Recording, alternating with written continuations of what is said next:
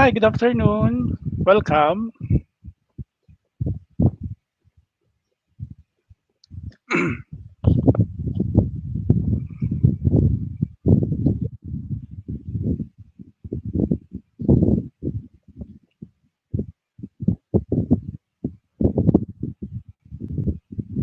Hello, sir. Sir, hello. Hello. Good afternoon, sir.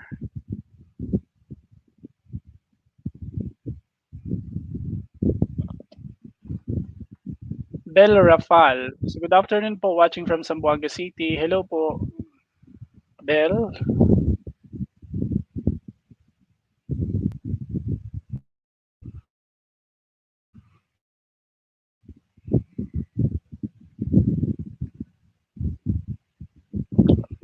Okay. So,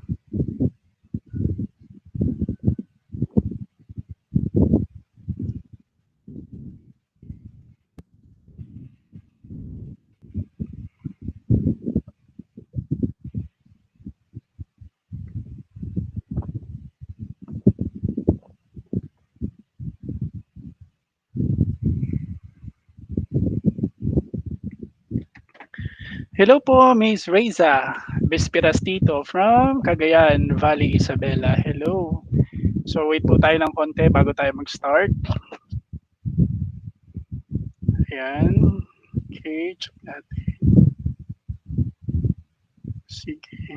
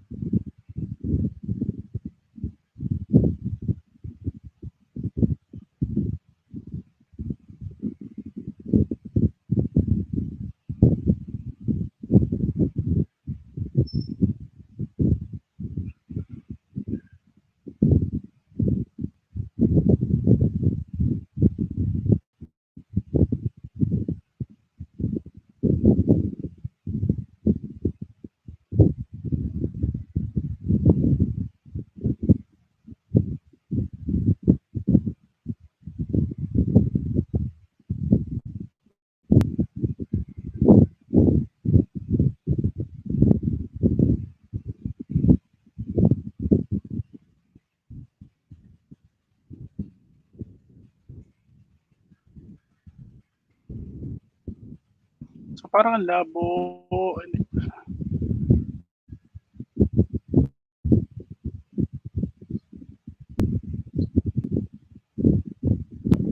Hello po, Miss Bevco, watching here in Lapu-Lapu City. Welcome sa BFG Pamatong Mission. Hello, magandang hapon.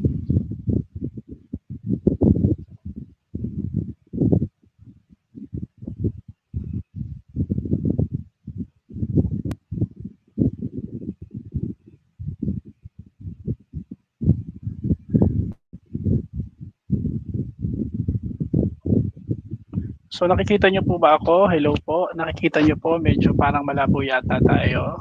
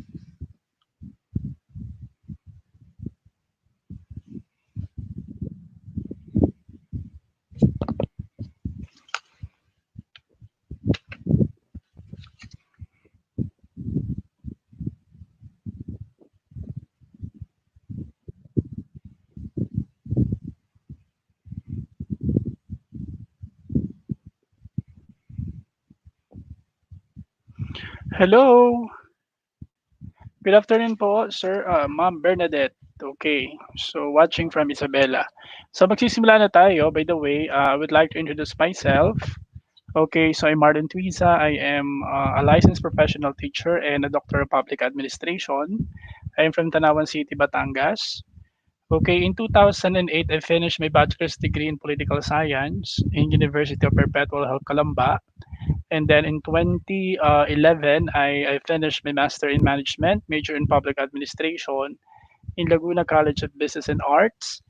And in 2014, I finished my doctor in public administration from the Polytechnic University of the Philippines, Manila. So in 2015, I decided to take units in education. And then in 2017, okay, luckily I have passed the licensure examination for teacher. So since ako ay political science, so social science yung aking major. Okay, Edski Lazaro, hello. Okay, you're watching from Dubai. So medyo malabo yata yung camera ko pero ang mahalaga ay liwanag yung boses. Isang magandang hapon sa lahat ng nanonood. Ayan, yung iba umaga. Okay, particularly those in the Middle East. So ngayon pag-uusapan natin ay yung social science, no? So by the way, since yung social science kasi or social studies ay masyadong malawak, so and I'm giving only okay limited time okay para mag-discuss. So here okay bibigay ako ng questions okay na manggagaling from okay different branches of social sciences.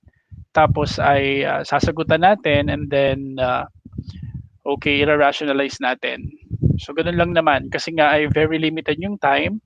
Pero doon talaga sa tunay na review, so yung usual namin ginagawa ay talagang discussion muna about the topics, okay, those important things, okay, that we're going to discuss, particularly yung mga kalimitang lumalabas sa licensure examination. And then, tsaka kami nagbibigay ng exam. So, para ma-assess natin kung naintindihan ng ating mga reviewees, okay yung ating mga pinag-usapan. Kasi yung social science talaga napakalawak niya eh. So kaya ngayon ay bibigyan ko kayo ng questions and then i-rationalize natin. Okay, siguro pwede na tayo magsimula. Hello po sa lahat ng nanonood sa atin dyan. Okay, Teacher A. Okay, thank you for having me. Ayan. So here, okay, balikan natin si StreamYard. Ayan, so good afternoon. Okay, so magsimula na tayo, no? So again, so you can call me Dr. T. Ayan, yan ang tawag sa akin. Okay, let's start with our first question. Ayan. So bali yung, by the way, ayusin lang natin yung PowerPoint presentation. Ayan. So I'm going to share this. Mag-share lang tayo. Okay. So balik tayo kay StreamYard.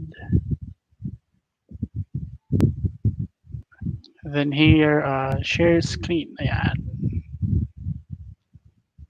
Application window. Ayan.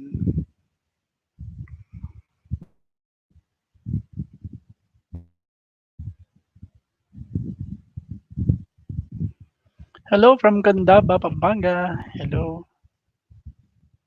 Okay.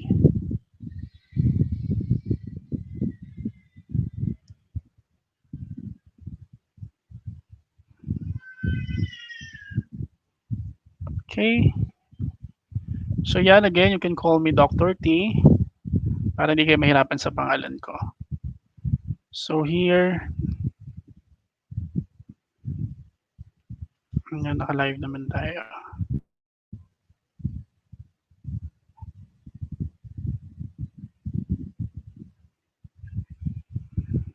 Okay.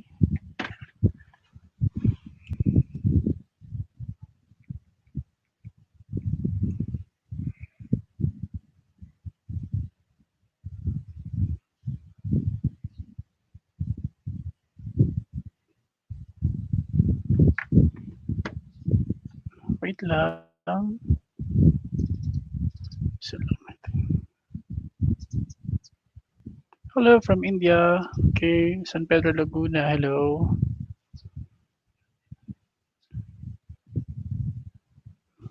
Okay.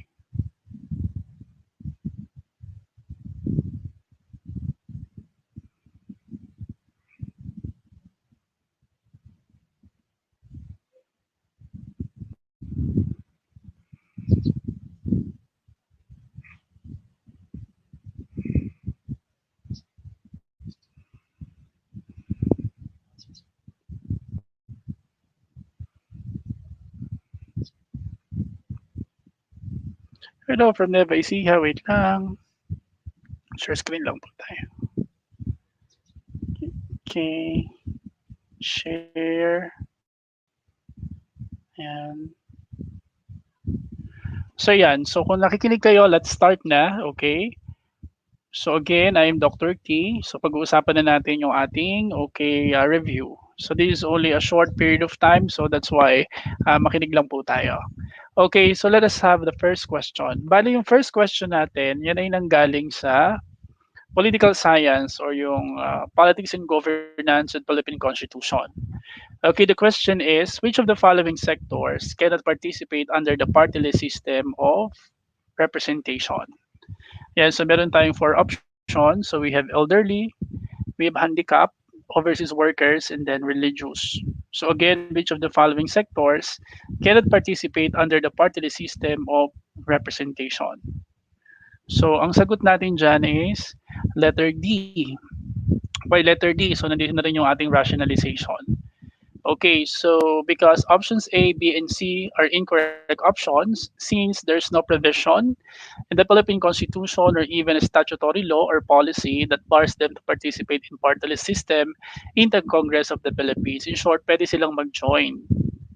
Mantalang doon sa ating correct answer, which is letter D, okay, meron kasi tayong provision in our Article 2, Section 6 of the 1987 Philippine Constitution which states that the separation of church and state shall be inviolable. So kinakailangan talaga yung simbahan at ang gobyerno ay separated. So ang simbahan ay hindi pwedeng makialam sa gobyerno at ang gobyerno ay hindi rin pwedeng makialam sa simbahan. So kaya pinagbabawal natin or pinagbabawal ng saligang batas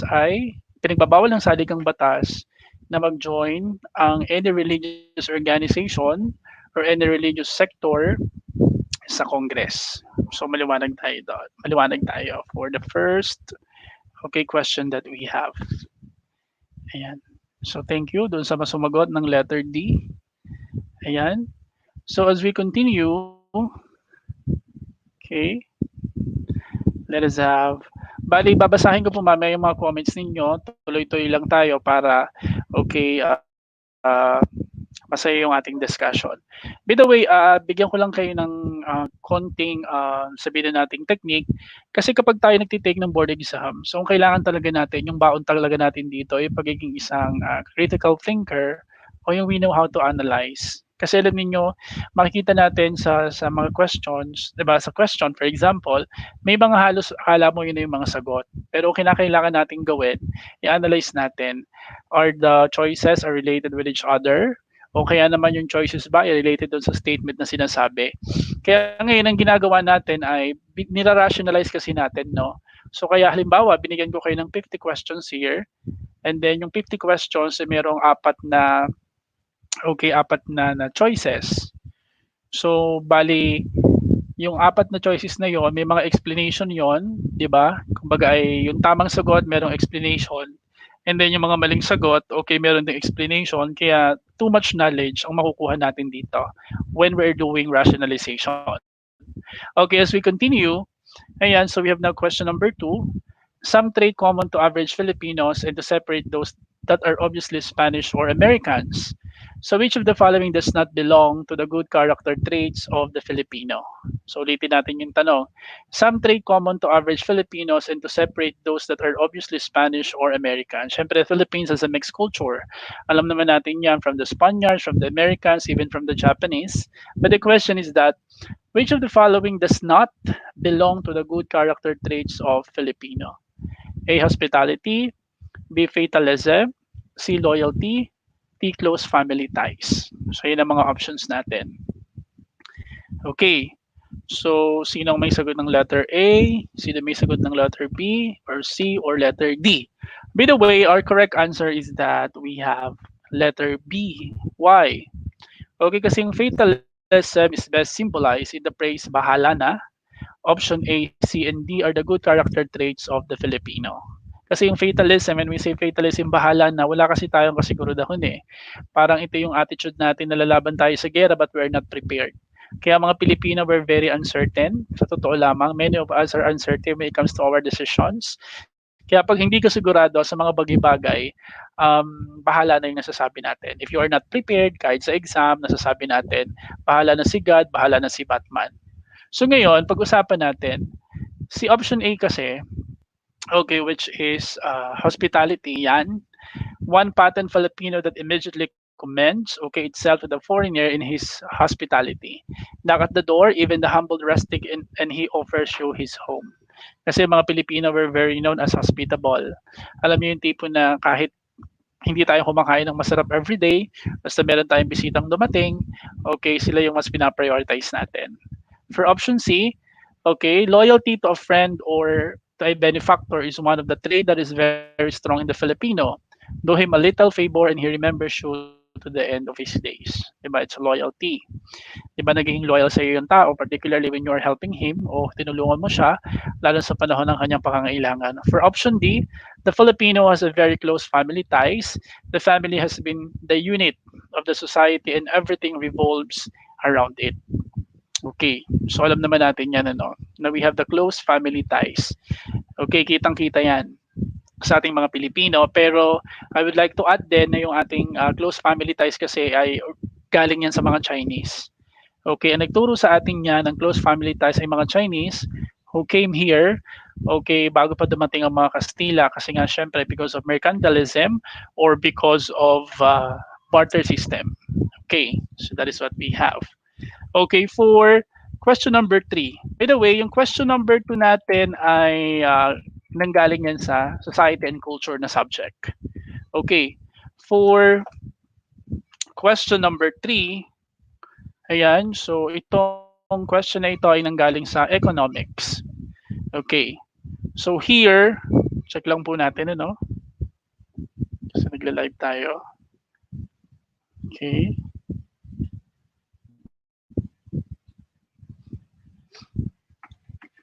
Ayan, so the question here is that microeconomics best describes the study of A, level of national employment, B, effects of aggregate employment, okay, C, growth rate of GNP, or D, behavior of individual economic agents. Okay, so ano ibig sabihin natin dito?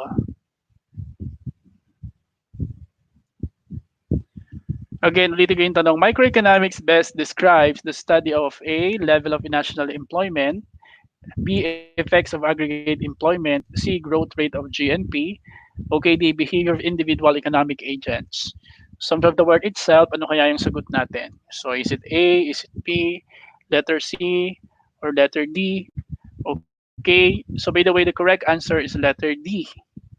Kasi yung ating options A, B, and C all pertain to macroeconomic phenomenon or concerns. Okay, lahat yan ay pang macroeconomic. So medyo sabihin na natin malawak ang sakop. Kasi when we say macroeconomics, okay, it deals with the aggregate behavior or variables and studies, okay, the economy as a whole. While microeconomics is a branch of economics that deals with the behavior of individual economic units, consumers, firms, workers, and investors, as well as the markets that these units comprise. So kaya pag sinabi natin na microeconomics, it's more on, okay, individual economic agent. So, kaya nga dito ang ating sagot is behavior of individual economic agents. So, by the way, check muna natin. Okay? Thank you sa mga sumasagot, no? Kasi alam nyo itong mga tanong na ito ay lumalabas talaga ito sa ano natin, sa lumalabas ito okay sa ating let usual lumalabas talaga siya. Okay? Ayan. So here, okay, as we continue, balikin natin si StreamYard. Okay. So let us have our question number 3. Okay, salamat po sa mga nakikinig. Pasensya na kung medyo malabo. Pero I'm hoping na naririnig niyo po yung aking boses. Ayan. By the way, I would like to invite you to enroll, okay, sa aming review center.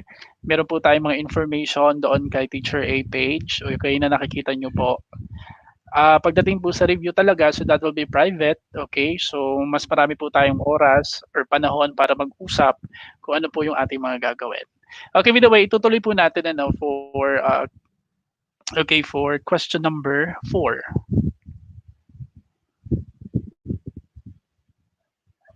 Okay. So here, balik po tayo. Okay, let us have question number 4. Ayan.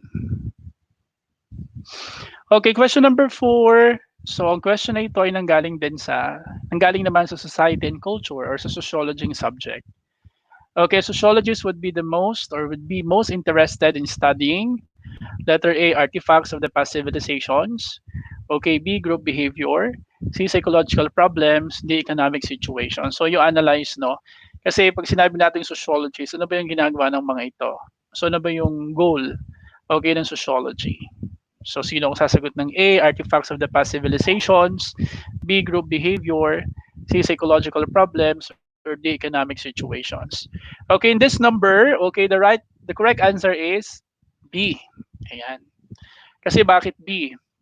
Ang ating correct answer. Explain muna natin. Yung A kasi, okay, di ba? Pag sinabi natin na letter A, so we have here artifacts of the past civilizations, trabaho kasi yan ng mga archaeologists. So may mga interest dyan sa artifacts of the past civilizations ay archaeologists. Kung mga psychological problems naman ang pag-uusapan natin, so these are by the way responsibilities of a psychologist. At kung mga economic situations naman, so syempre ito ay interest of an economist. So kanya-kanya kasi ng expertise, no? Sa social science kasi napakadaming branches. So bawat branch may kanya-kanyang expert. Tulad namin ako, for example, I'm political science major.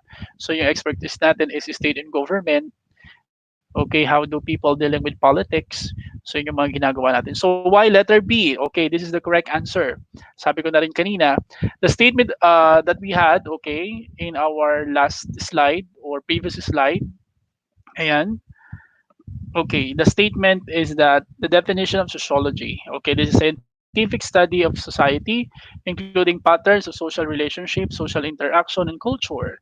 It is a social science that uses various methods of empirical investigation and critical analysis to develop a body of knowledge about social order, acceptance, and change. So that is why ang ating mga sociologists ay interesado sa group behavior. Kasi pinag-aaralan dito sa sociology yung, okay, how do individuals behave in a group, or pwede rin nating sabihin how do group of people behave differently.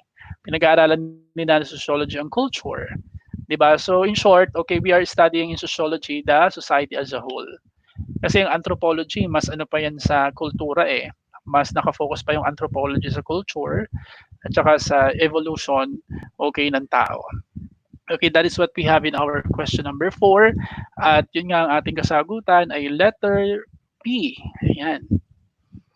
Okay, so balikan natin. So nakakasunod po ba ang ating mga nanonood? I'm hoping nakakasunod kayo. Thank you so much sa mga sumagot ng letter P. Ayan, so sana naririnig niyo po ng ayos. Hello sa lahat ng mga nanonood sa atin diyan. Okay, sana nakakasunod po tayo. Okay. So now, puntahan naman natin yung ating question number 5. Ayan. Okay, for our question number 5, okay, ito ay mula sa subject na Rizal. Okay, Rizal. So Rizal Life and Works. Okay, so 4 days after the founding of La Liga Filipina, Rizal was arrested and imprisoned at Fort Santiago without due process of law. Who was then the Governor General of the country who ordered the arrest and banishment of Rizal in Dapitan. So tinatanong dito, sino yung nag-order ng mga panahon na ito na magpatapon kay Rizal sa Dapitan?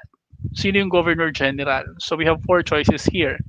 So we have Ramon Blanco, we have Eulogio Despujol, Camilo Polivieja, and then Emilio Terrero. So kailangan alam natin yung mga panahon na ito. Ano? Okay. So again, reading ko yung tanong, 4 days after the founding of La Liga Filipina, Rizal was arrested and imprisoned at Fort Santiago without due process of law, who was then the Governor General of the country who ordered the arrest and banishment of Rizal in Dapitan. So again, our choices, Ramon Blanco, Eulogio Despujol, Camilo Polivieja, Emilio Terrero. So, ang correct answer natin ay letter B. So, why? So, the statement is about the different Spanish governor generals who played a significant role in Rizal's life. Yung option A natin is not the right choice because it was Ramon Blanco who gave Rizal, after the 4-year exile in Dapitan, the permission to go to Cuba as a revolutionary doctor. So, pinadala siya sa Cuba, okay, bilang isang revolutionary doctor din. So, manggamot na may mga sakit. Yung ating option C, mali din. Okay, because Polavieja approved the death sentence and ordered Rizal be executed at 7 o'clock in the morning of December 30, 1896 at Bagumbayan Field, now Luneta. So yung letter D natin, mali rin because when Rizal returned in 1887, Terrero was the Spanish Governor General who advised Rizal to return to Europe because his life was in danger with the publication of his Noli Me Tangere. Imagine no, ang bait-bait talaga nito ni ng ating option letter ni okay ni Emilio Terrero. So kaya ang correct answer natin ay letter B. So bakit? The appropriate answer for the reason that on July 7, 1892, okay, Governor General Despujol published a decree banishing Rizal in Dapitan. Rizal was detained in Fort Santiago from July 7 to 14, 1892. On July 15, he left for Dapitan and led a fruitful life there for 4 years from July 17, 1892 to July 30, 1896. Okay, so yon ang ating kasagutan, letter B. So, huwag kayong malilito kasi yung mga nilagay ko na kasi yung explanation, okay, doon sa aking PowerPoint presentation, no? Para at least nakikita nyo, pwede nyo i-screenshot, okay? Pwede nyo siyang sabihin na natin na para ma-screenshot nyo, yun na nga, ma-screenshot natin. Okay, so let's continue with the way. Okay. So kahit medyo malabo tayo. Okay, here. Thank you sa mga sumasagot. Okay, the correct answer is letter B. And then for question number 6, ayan. So yung question number 6 natin ay so galing sa subject na Asian Studies. Ayan. So for question number 6, the best evidence that the Pacific people had Southeast Asian origin comes from. So meron tayo ditong apat na items. So one, we have language. Number 2, maritime skill. Number 3, religion. And number 4, government. So pili lang tayo dito. So kitang-kita naman obviously doon sa ating options, meron tayong tiga-tigal walang item in each option. So 1, 2, 2, 3, 3, 4, or 1, 3. So pili lang kayo ng sagot. Ayan. So ano yung sagot natin for question number 6? Sige nga, tingnan natin kung merong mga interested to answer question number 6. Sige. So here, the correct answer is A.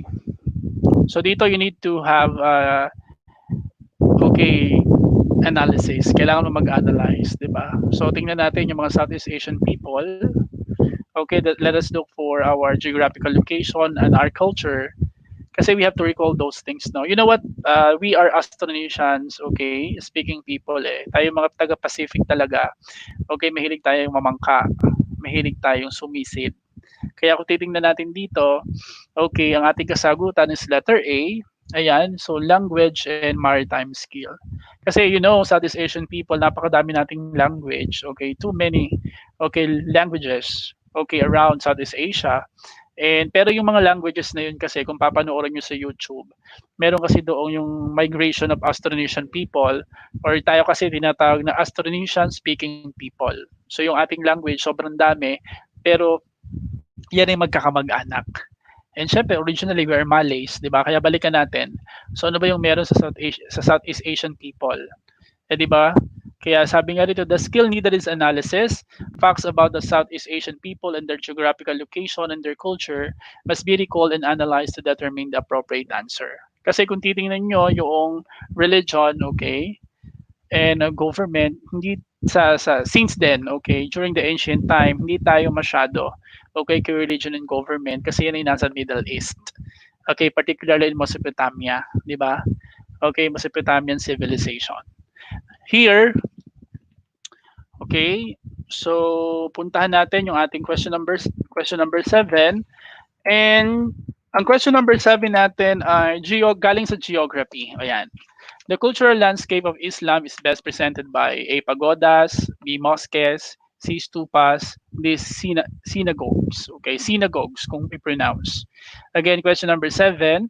The cultural landscape of Islam is best presented by pagodas, okay, mosques, stupas, or synagogues. So check natin. Okay, sino ang may sagot for question number 7? Ayan. Sino ang may sagot for question number 7 natin? So, pwede kayong maglagay ng inyong sagot. And the cultural landscape of Islam is best presented by A. Pagodas, okay. B. Mosques, C. Stupas, okay. Or D. Synagogues. So, pakikita naman yung sagot yata. Wait. Okay, the answer is, syempre, mosque. Diba? Bakit? Alam naman natin ng mosque are for Islams. Diba? For Muslim, by the way. Okay. For Islam, yan. No? The cultural landscape of Islam is best presented by mosques. Alam naman natin yan. Pero para mas madagdagan yung kaalaman natin regarding on this, the so-called, okay, cultural landscape. So, ang pagodas kasi are common among Confucian and Shinto worshippers landmarks. So, pag nakita kayo ng pagoda, ang sumasamba doon ay mga Confucian or mga Shinto. Siyempre, mostly they are Chinese. And for option C, stupas are common among Buddhists. Okay, so yun yung sambahan naman ng mga Buddhist, okay, particularly in Burma. And for synagogues, okay, are common among Jewish believers, okay, landmarks in Israel. So kaya nakikita natin dito, no, sa ating ginagawang rationalization. So instead na isang sagot lang, yung sagot natin ay pinili na natin, so ina-explain pa natin kung bakit hindi tama yung other options o yung 3 other options. Ayan. Okay. So here, ayan, thank you so much sa mga sumasagot for letter P. Ayan, thank you, thank you. Okay, so next. Okay, for question number 8, obviously galing ito sa philosophy. Ayan. So the question is that what branch of philosophy is closely related to education because it is concerned with the human knowledge in general and the criteria of truth. Okay, again, what branch of philosophy is closely related to education because it is concerned with human knowledge in general and the criteria of truth? A. Metaphysics, B. Logic, C. Epistemology, or D. Ethics. So, pwede kayong sumagot. Okay. Bago ko i-reveal ang kasagutan at ang explanation or ang rationalization, so ano kaya sa tingin nyo ang ating sagot? Ayan. Check lang natin yung ibang mga nag-comments. Okay.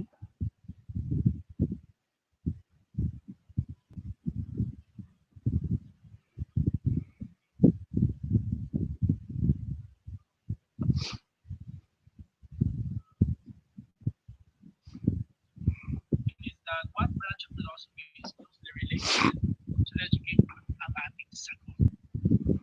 Okay, yung ating sagot ay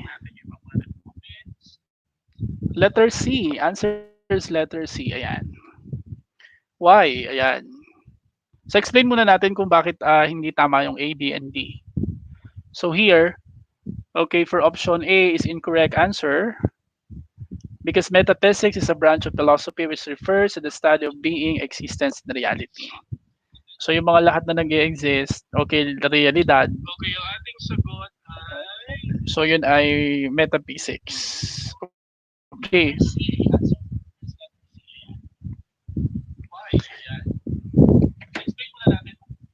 Ayan. So and then for option B is incorrect answer then because logic is a branch of philosophy which refers to the study of human reasoning. By the way, kung walang logic, kung walang tao, wala rin namang logic. Ganun din ang tawag dito, ang ethics. Kung wala ring tao, wala rin namang ethics. Okay, option D is incorrect answer. Why? Because ethics is a branch of philosophy which pertains to the study of human action. So ano ba yung tama at ano ba yung mali? It's a matter of ano yung tama, ano yung mali. And the answer is letter C, yeah, the correct answer, because epistemology is branch of philosophy which refers to the theory of knowledge, especially with regard to its method, validity, and scope. It is also the investigation of what distinguishes justified belief from the opinion. So kaya ang tamang sagot natin is letter A, metaphysics. Ay, sorry, letter C, epistemology. Ayan. Kasi we're talking about the theory of knowledge. Siyempre, it's education. Di ba? The very reason why we're teaching our students is to impart knowledge to them. And the knowledge should have to be beneficial to, okay, their lives. Ayan. So maraming salamat sa mga sumasagot. Okay, letter B. Ayusin ko lang, parang maliwanag ako dito. Okay. Ayan. So I'm hoping na nakikita po natin. Ayan. So here. So ituloy natin ano. Okay, sa mga nanonood po, manood lang kayo. By the way, ini-invite po namin kayo mag-enroll sa aming review center. So punta lang po kayo sa page ni Teacher A. Ayan, so makikita niyo po yung details. By the way, let's continue ano. Here we have okay, question number 9. So, ang ating question number 9 ay nanggaling sa art appreciation. Okay, the question is, when the painter selects his work as art for the people, what particular issue is the main focus of the artist? So, you know, kitang-kita naman art for the people. Okay, the options are the early and devotional aspects commissioned by the church. Letter B, the traditional forms embracing the progressiveness offered by the Western formal conceptual models. Letter C, the common thrust in developing modernistic vocabulary and adaptation of impressionistic, fauvism, cubism, and abstract idioms. And letter D, the connection of artworks to various nationalistic struggles, social realism, and activism to participate politically. Then sa question number 9, ang pinaka hint kasi natin doon yung art for the people. So pag sinabi natin art of the people, syempre, okay, from the praise itself, i-analyze natin yung mga options na meron tayo rito. Yung letter E ba? Okay, yung letter B ba? Yung letter C ba?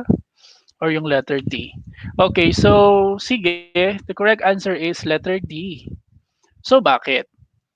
Kasi pag sinabi nating art of the people, okay, connects their works to national issues in aspects of social, economical, political, to inspire for reform for the good of the populace. So ginagamit yung art para magkaroon ng pagbabago.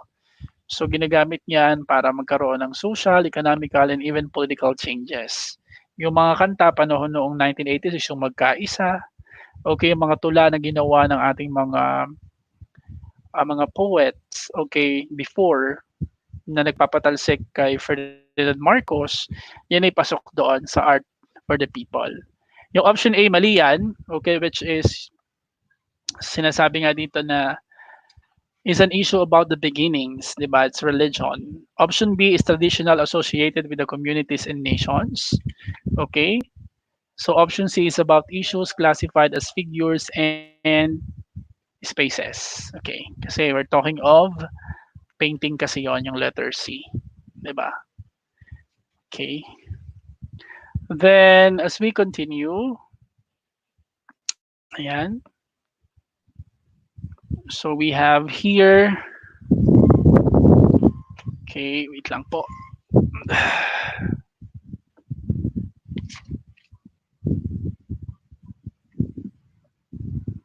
So, okay pa po ba tayo? Tuloy natin. Okay, we have for question number 10. Okay, for question number 10, ito naman ay nanggaling sa psychology. Okay, define as the distinctive pattern of thought, emotion, and behavior that make up an individual's personal style of interacting with physical and social environment. So ano kaya ito? Yung sinasabi natin distinctive pattern of thought, emotion, and behavior that make up an individual personal style of interacting with physical and social environment. A, psychology, B, personality, C, intelligence, and then heredity. Okay, then here we have the answer is letter B. Okay. So why letter B? So tingnan natin, no? Okay. Option A is incorrect answer because psychology refers to the study of human behavior. Ang option C naman, okay, is incorrect then because intelligence have been defined in many different ways including as one's capacity for logic, understanding self-awareness, learning emotional knowledge, reasoning, planning, creativity, and solving problems. And option D is incorrect answer because heredity is the passing on of traits from parents to their offspring, either through asexual reproduction or sexual reproduction. The offspring cells or organisms acquire the genetic information of their parents. Ayan. So kaya letter B, ang pinag-uusapan natin ay yung personality. Okay. So answer is letter B. Okay, thank you dun sa mga nagsagot ng letter B. Ayan.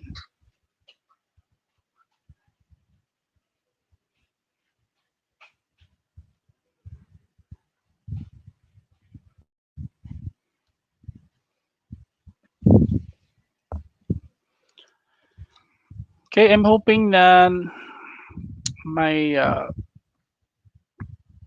natututunan kayo sa pinag-uusapan natin. Ayan.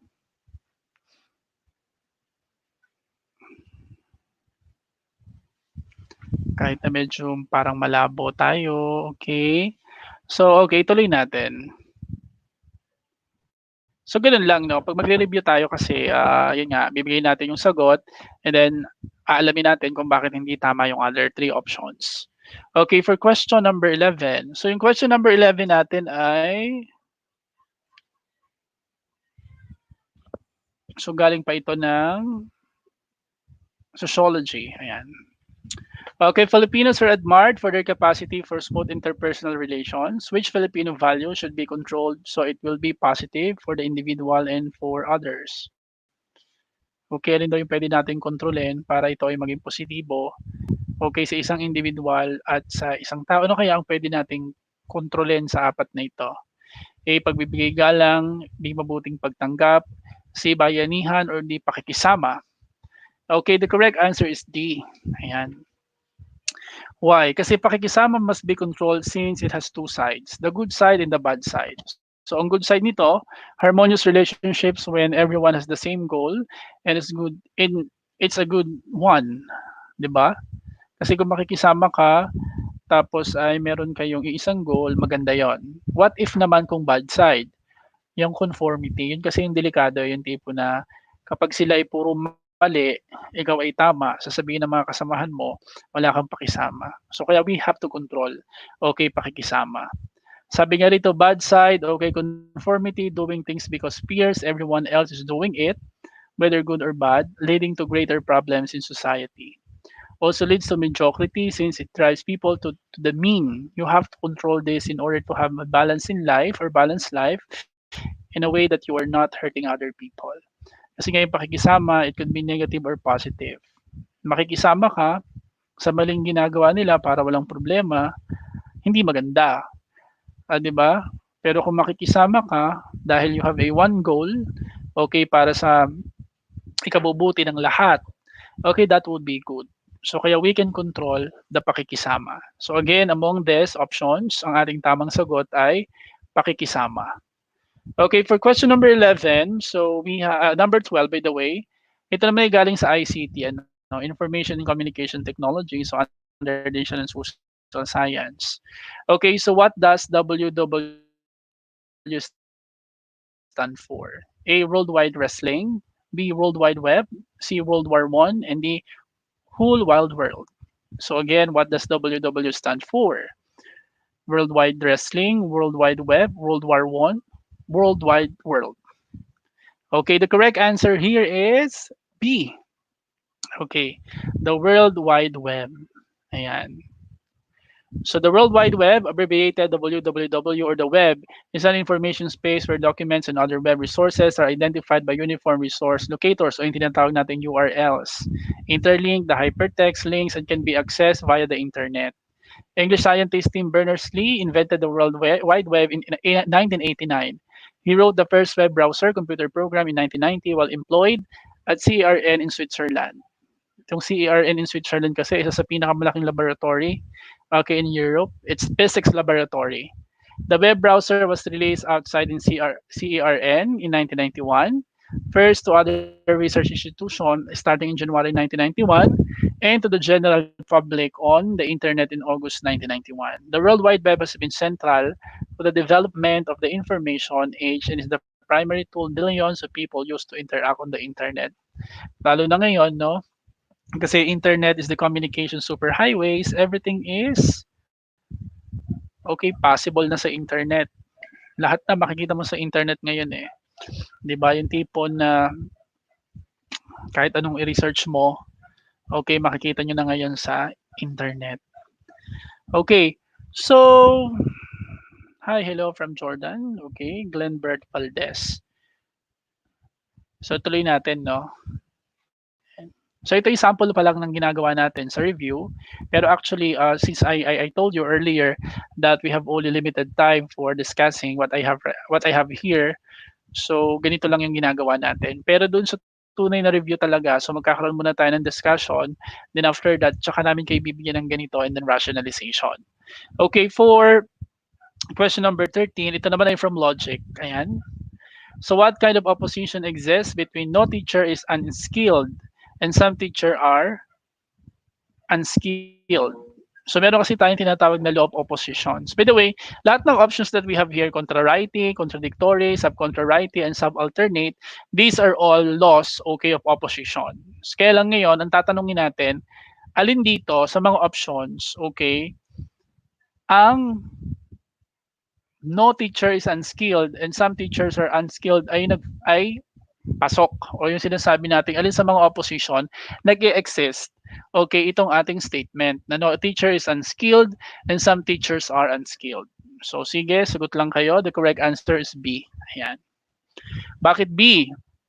Okay, the correct answer is option B. Contradictory is when two propositions using the same subject and predicate terms oppose each other owing to their differences in both quantity and quality. So mapapansin natin, ano kasi yan yung no teacher is unskilled, that is O. Okay.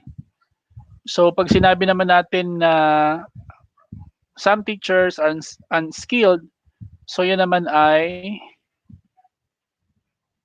okay. Ito natin. So what kind of opposition exists between no teacher is unskilled and some teachers are unskilled? Okay. So the correct answer is option B.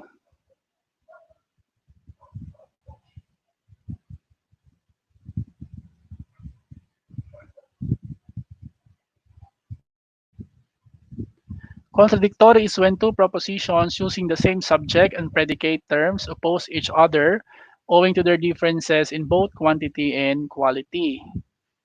Option A is incorrect answer. Contrariety, is when two universal propositions using the same subject and predicate terms but different quality, A and E. Option C is incorrect answer because subcontrariety is when two particular propositions using the same subject and predicate terms but differ in quality. I and O. So pareho sila na negative, pareho silang pareho silang particular, okay, particular negative. And then I is particular affirmative and O is okay, particular negative. Option D is incorrect, okay. Answer, subalternate happens when two propositions using the same subject and predicate terms but differ in quantity with the same quality. So check natin. Check natin no, itong ating balikan natin. So what kind of opposition exists between no teacher is unskilled and some teachers are unskilled? Kasi yung no teacher is unskilled, so that is letter E. 'Di ba? And some teachers are unskilled, that is letter I. So ibig sabihin, it's E and I. So kaya, ang meron tayo rito, by the way, nawala. Okay.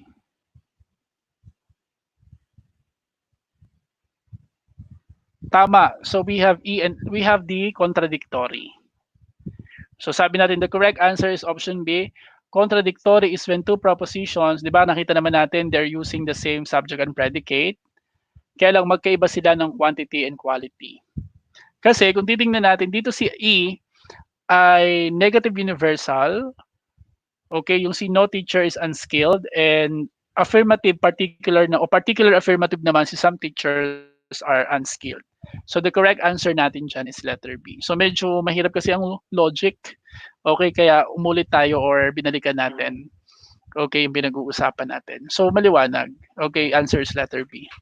And then as we continue, ayan, so maraming salamat sa mga sumasagot. Okay, puntahan natin si question number 14. Ayan. Si question number 14 naman ay galing sa Politics and Governance with Philippine Constitution. Ayan. So the law which provides for the licensure examination for teachers as a prerequisite to the exercise of teaching profession is A. The Philippine Teachers Professional Act of 1994, B. Code of Conduct and Ethical Schedule, C. Several Harassment Law, D. Governance of Basic Education. So tinatanong lang natin dito, okay, ano yung law which provides for the licensure examination for teachers para makapagturo tayo, particularly in public school, di ba?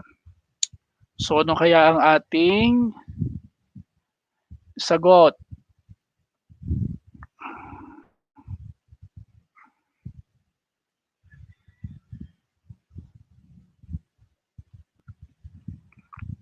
Okay, the correct answer is letter A.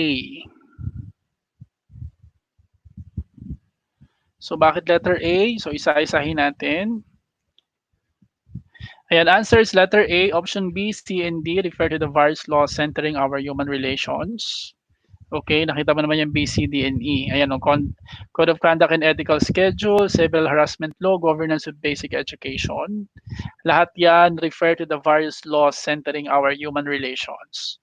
Option B, for instance, establishes a code of conduct and ethical standards for public officials and employees, while option C refers to an act declaring sexual harassment unlawful, and option D is otherwise called the governance of BS education. So kaya ang tamang sagot natin is letter A because that is Philippine Teachers Professional Act of 1994. That's why this is our right or correct answer. Okay, for question number 15, ayan. So for question number 15 tayo. So ang ating question number 15 ay nanggaling naman sa ating Philippine history. Which of the following is not an importance of history? A knowledge of history allows us to understand the present and prepare for the future. Letter B, history promotes tolerance of other people and their culture. Knowledge of history can make us proud of our own culture and heritage. Or letter D, history gives meaning and purpose to certain beliefs and provides people with a perspective for looking of the world. So tingnan ninyo, no, the question is that which of the following is not an importance of history? Ano kaya ang ating tamang sagot? Again, for letter A, knowledge of history allows us to understand the present and prepare for the future. Letter B, history promotes tolerance of other people and their culture. Letter C, knowledge of history can make us proud of our own culture and heritage.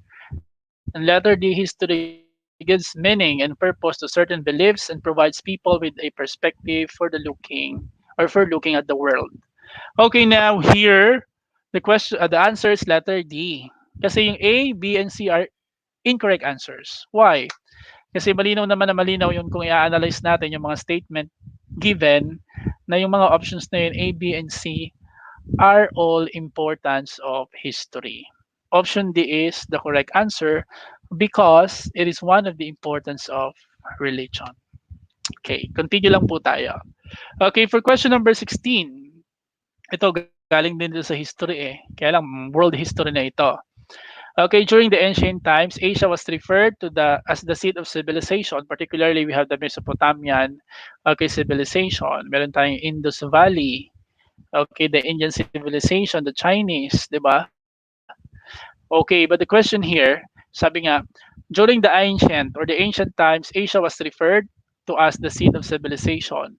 During the Middle Ages, which among the following continents became the center of social, political, economic, and religious development? Alam naman natin yan, Middle Ages, di ba? Kapanuhan ng Renaissance. A, North America, B, South America, C, Europe, D, Africa. So kung familiar kayo sa Renaissance, yun ang ating tinutukoy. So the correct answer is letter C.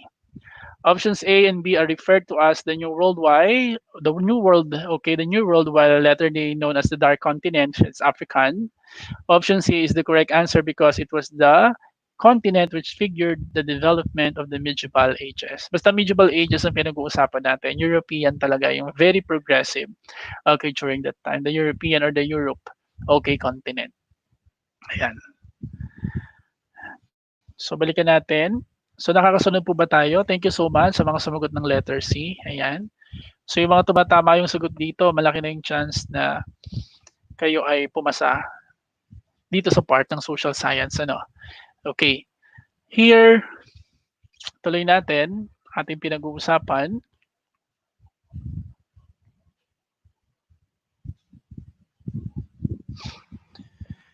Okay, for question number 17, saan ba nang galing ito? So ito ay galing sa economics. Ayan, one of the major functions of taxes is to finance real government expenditures. And this can be simply stated as, again, question number 17, one of the major functions of taxes is to finance real government or the real government expenditures. And this can simply stated as A, to raise revenues, B, to secure economic price stability, okay, to promote economic development, or letter D, to secure economic stability. So check natin. Okay, nung inyong sagot, again, ulitin ko yung tanong. One of the major functions of taxes is to finance, okay, real government expenditures, and this can simply stated as A, to raise revenues, B, to secure economic price stability, C, to promote economic development, or letter D, to secure economic stability. Kasi kailangan talaga natin yung tax because our taxes are the lifeblood of our government. So that's why the correct answer ay letter A, to raise revenues. It means the more revenues, the more money to spend for the expenditures of a particular country. Lalo na ngayon, kailangan natin yan. Kasi in the midst of the pandemic, talaga namang hindi ganun kalaki ang collection ng taxes. Okay, kasi marami pa rin yung mga businesses na nakasara. So kaya we're hoping that this pandemic will end and we have to go back and we can go back to the normal. Okay, option B, C, and D are not directly related. Okay, only to the statement. Hindi related kasi yung B and C sa statement na pinag-uusapan natin. So kaya ganun yung pag-a-analyze. Okay. So for question number 18, yung question number 18 natin galing naman siya sa sociology or society and culture na subject. Okay, some people believe that individuals, okay, with fewer opportunities to achieve success goals will have greater motivation to violate norms and have higher rates of deviance. Okay, this belief is best expressed by A. Conflict theory, B. Subculture theory, D. Differential association theory, or D. Anomy theory. So sa inyong palagay, ano kaya yung theory na yon? Na kapag daw kayo wala ng chance o maliit yung chance mo para kayo umunlad or maging successful, ano yung theory na pinag-uusapan na yon? Sige nga, tingnan natin ang inyong mga kasagutan. Sagot lang po tayo. Okay? So for that, we have letter D. It's anomy theory.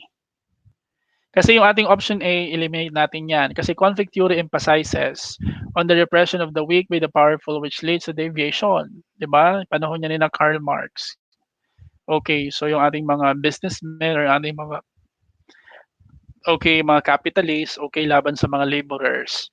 Option B or subculture theory asserts that the motivation to violate norms depends upon the availability of illegitimate opportunities with a certain subculture.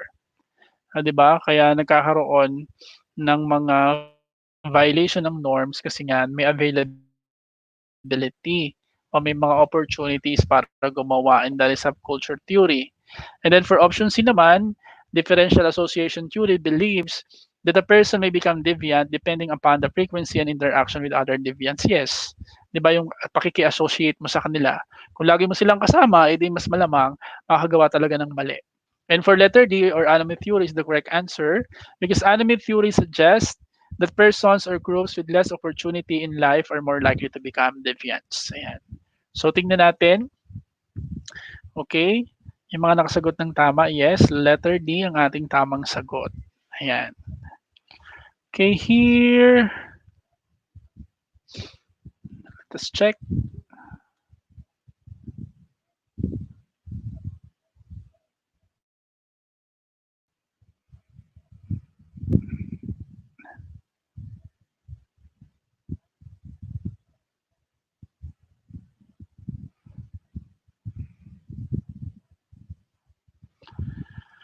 Okay, for question number 19, so galing naman ito sa Rizal. Ayan. Sa Rizal subject. Okay. So wait lang. Ayusin ko lang yung ilaw. Just wait for a while.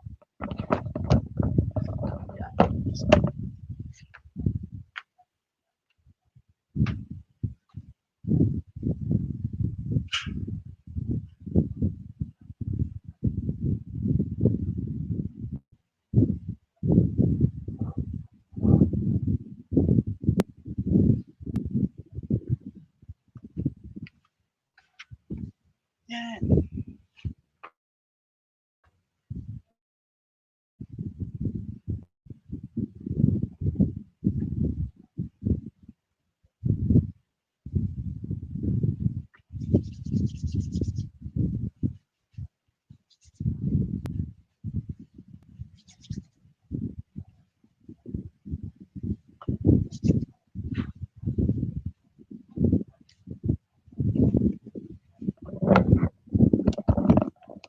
Okay, balik tayo.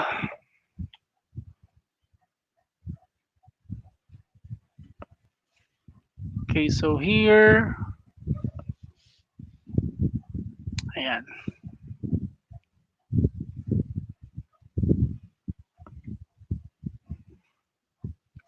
Okay, tuloy natin yung ating pinag-uusapan. Okay, for question number 19, from Rizal, the character in the novel Noli was described by Rizal as a laundry woman before her marriage to the officer of Guardia Civil.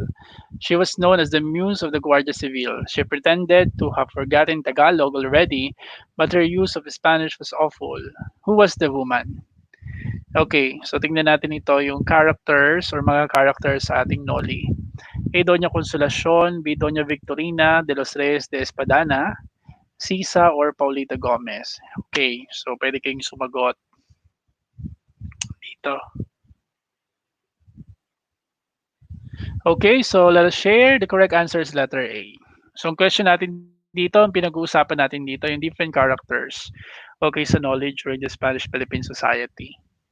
So bakit sa letter A? Ayan. So letter A, is an explicit description of Doña Consolacion, who shows the mentality of civil guard for being the mistress of the alferez. She was vulgar, imprudent, quarrelsome, and cruel. So, yan.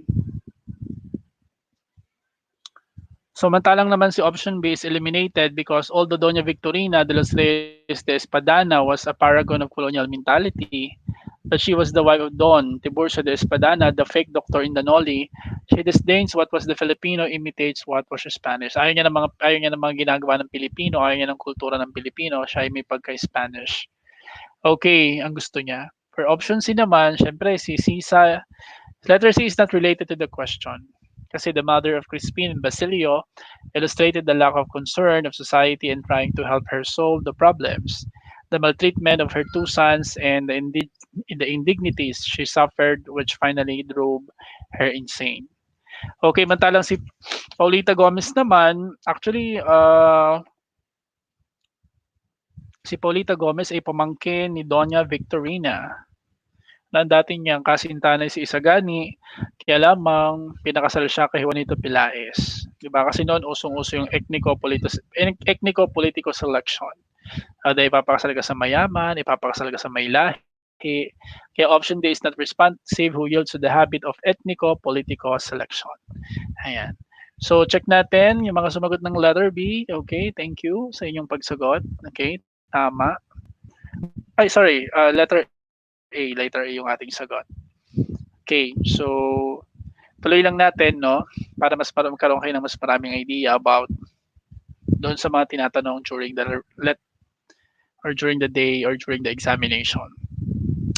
Okay, for question number 20, so galing din ito sa sociology. Ayan, John wants to know how important the rituals and for dead persons among Ifugaos especially. In this instance, John has to employ this data gathering technique. So, ang pinag-uusapan natin dito, ano yung gathering technique ang pwede mong gamitin? 'Di ba? Kasi gustong malaman ni John ano yung importansya ng ritual, 'di ba? Doon sa mga namatay na tao among Ipugaos. Ayan, and ano yung data gathering technique ang pwede mong gamitin? A, interview, B, life story, C, observation, D, participant observation. Okay, pwede nyo ilagay yung mga katanungan ninyo rito. Ay, yung mga kasagutan, by the way. Again, interview, life story, observation, or participant observation. So here, the correct answer is participant observation. Kasi kung gusto mong malaman yung importansya, ay di mag-participate ka. So ibig sabihin, you have to participate while you are observing. Sabi nga, participant observation is used when one okay has to immerse oneself in the community to do field work in order to gather the necessary information. Participant observation employs other means of gathering data such as interview and observation while the researcher participates in community activities. Kasi maintindihan ni John, okay, yung importansya ng ginagawa, okay, na ritual doon sa mga dead persons ng mga Ifugaos kung ikaw mismo ay mag-i-immerse. Ilalagay kung ikaw ay mismo ay magpa-participate in their community activities. Kasi sa interview, hindi mo pa masyadong malalaman yon. Kasi unang-una medyo kulang, ano. Kaya pinaghalo, ginawang participant observation.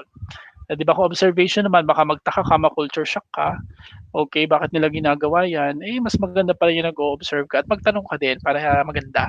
Okay, so here, question number 21 ay galing naman sa Asian Studies. Ayan. The Mongols became one of the great conquerors because of their skill in. Tingnan nyo kung ano yung pwede nilang gamitin dito. Okay, horse riding, work as herders, use of weapons, okay, then diplomacy. So, nandiyan yung mga questions natin. 'Di ba?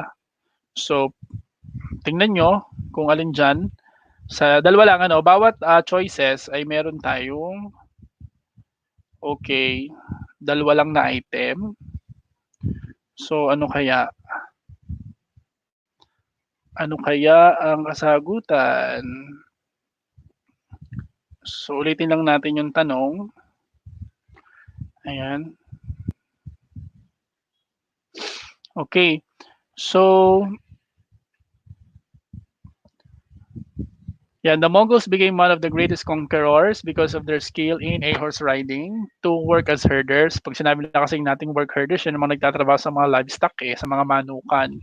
Okay, number three, use of weapons or for diplomacy. So, ang options, A1, 2, B2, 3, C3, 4, D1, 3. Tingnan ninyo. So, sa question na ito, ano kayang pwede nilang, ano yung item na pasok? Okay, doon sa pagiging greatest conquerors ng mga Mongols. Okay, the correct answer is D. So, kailangan mo rito ng analysis, no? The facts about the Mongols' skills are given as options. You need to analyze which skills are needed to make them good warriors. These skills are horse riding and use of weapons. Siyempre, hindi naman pwedeng gamitin yung work as herders, no? Di ba? Tagabantay ka ng mga manukan. Then, yung diplomacy, napakalinaw, napaka-diplomatic mo. So, hindi ka great conqueror. Di ba? For question number 22, okay, so ito ay galing din sa history naman. Pero this is more on Asian history to Paper maps, okay, seismographs, and magnetic compass are some of these countries' contribution to geography. So, sino kaya? Ano kayang bansa ang nag-contribute ng paper maps, seismographs, and magnetic compass are some this country's contribution to geography. A. China, B. Egypt, C. Greece, D. India. Sa inyong palagay, ano ang kasagutan? So, pili lang kayo. Apat lang yung choices natin. China, Egypt, Greece, India. Okay, the correct answer is China. Kasi bakit incorrect si letter B? 'Di ba si Egypt? Because B is incorrect answer since the Egyptians created the first sundial and geography writings. Pag sinabi natin sundial, ito yung ginagamit na orasan. And then syempre, geography writings, yung pagsulat ng ating geography. Option C naman is incorrect answer since the Greeks pioneered geographic writings. Okay. Ayan. And then option D is incorrect answer since Hindus, okay, invited the concept of zero and designed, okay, sundial. 'Di ba yung sa Greeks nga at saka sa Egyptian almost they have the same no geography writings and geographic writings.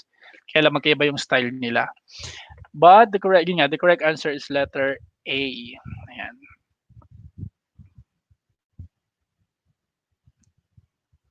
Ayan, tama. Letter A, letter A, letter A. Yes, letter A. Okay, as we continue. So, for question number 23, ayan. So, galing ito sa trends and issues, okay, in social science.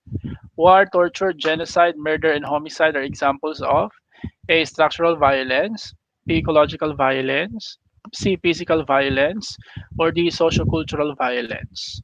Again, war, torture, genocide, murder, and homicide are examples of A. Structural violence, B. Ecological violence, C. Physical violence, or D. Sociocultural violence. Okay, here, answer is letter C. Kasi, di ba, and correct answer, war, torture, genocide, murder, and homicide are the international use of physical force with the potential for causing death, disability, injury, or harm. Masasaktan ka talaga rito. Di ba? Kaya nga physical. For letter A, incorrect siya kasi pag sinabi natin structural violence, okay, the physical and psychological harm that results from exploitative and unjust social, political, and economic systems. Alam, halimbawa, hunger and poverty. Pag sinabi natin structural, pinaghalo. Physical at saka psychological, di ba? Okay, yung pag-exploit, tapos yung mga hindi pantay na social, political, and economic systems. Na ang sample nga natin dito ay hunger and poverty. Option B naman, incorrect, kasi ecological violence naman from the term itself is the physical harm that resulted to the destructions of environment. Example, overconsumption, pollution, and others. Option D is incorrect kasi pag sociocultural violence naman, physical and non-physical actions that resulted to disadvantage of a particular society or any sector in a particular society. Ano, racism, sexism, syempre, yung gender awareness and development natin, religious intolerance. So that's why the correct answer is letter C, it's physical. Ayan. Okay, yung ating question number 24 ay galing sa philosophy. Ayan, a branch of philosophy that studies the morality of human actions. Alamin lang natin dyan. So kung alin yung branch ng philosophy na nagfo-focus sa morality of human actions. A, epistemology, B, metaphysics, C, ethics, or D, cosmology. Ayan. So okay, sagot lang kayo. Bigyan na natin yung tamang sagot. The correct answer is letter C. Diba? We're talking about ethics. Okay. So bakit incorrect yung letter A? Epistemology, ayan. So it pertains to the theory of knowledge. Ang letter B, metaphysics, it pertains to or refers to the study of being, existence, and reality. And letter D is mali rin kasi cosmology is a branch of philosophy dealing with the origin and general structure of the universe. Kumbaga, how does the world come into being? So bakit nagkaroon ng mundo? Yan ang pinag-uusapan kay cosmology. Okay, question number 25 naman ay galing naman sa logic. So tingnan natin itong fallacy na ito. Okay, please, I should pass this let exam, sir. My mother is sick, have mercy on us. What fallacy is this? Sa logic ang pinag-uusapan natin. This is a fallacy actually. Okay, pero ang tanong, anong fallacy ito? A, ad authoritatem, B, has the generalization, C, ad misericordiam, or D, ad populum. Okay, sige, the correct answer is letter C. Kasi pag sinabi nating ad misericordiam, ito yung appeal to pity, nagmamakaawa ka. So ginagamit mo siya, okay, gumagamit ka ng reason na kahit hindi naman related sa pinag-uusapan para lang maawa sa iyo yung tao. Imagine, anong relasyon ng pagpasa mo sa let at sa sakit ng iyong ina? So they are not related. So ibig sabihin you are not, okay, your reason is not acceptable. Sabi nga option C is the correct answer since ad misericordiam is when compassion or pity is being used for obscure the issue. Okay, bakit mali si letter A? Kasi ang ad authoritatem happens when the truth of the argument is solely based on the authority not relevant to the issue. Ah, 'di ba? Ako nagsasalita, this is appeal to authority, ano. So yung tipo na yung mga nagsasalita hindi naman experts in a particular issue. Halimbawa, sinabi ni Imelda Papin, lindol ng malakas sa Pilipinas susunod na mga araw, sabi ni Imelda Papin. Eh, hindi naman siya volcanologist, 'di ba? Hindi rin siya ano ba yung ano natin, basta yung related okay doon sa trabaho o sa pag-alam ng lindol. Okay. Kalimitan 'di ba? Sila 'yon. Yung mga volcanologist natin sa vulkan, ano pa? Geologist, ayan, 'di ba? So sila yung mga nakakaalam dyan kung lilindol ba or hindi, yung mga expert. So ibig sabihin, if you are not expert in a particular issue at nagsalita ka, so that is ad authoritative. Di ba parang appeal to the wrong authority. It's appeal to the wrong or appeal to wrong authority. Okay, for option B, incorrect din yan kasi has the generalization is when the argument concludes even there is insufficient data to establish. A valid sequence when what is true to a few is made true to all. 'Di ba? Alam niyo yung tipong generalize natin, wala naman tayong basis. Narinig lang natin, okay, akala natin totoo na. Example, ang mga gwapo ay manloloko talaga, ergs. Okay, that is hasty generalization. Wala ka namang study na ginawa. Wala ka namang data, wala ka namang facts, narinig mo lamang, okay. For option D naman, at populum happens when the popular sentiments of the majority or those that counts are made the basis of the conclusion. Kumbaga, you appeal to people. Ibig sabihin, majority nagsasabi, yun na yung pinapaniwalaan mo. Oh, this makes the use of bandwagon argument. Sabi nga rito, mananalo daw si Manny Pacquiao na susunod na presidente ng Pilipinas, sabi ng mga ordinaryong mamayang Pilipino. Pero they are not expert also.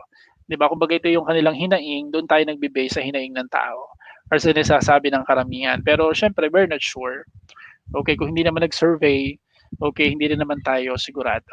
Kaya ang tamang sagot ay letter C, that is appeal to pity, nagmamakaawa. Okay, nagmamakaawa. Here, so nawala nang sinishare ko. Okay, wait lang.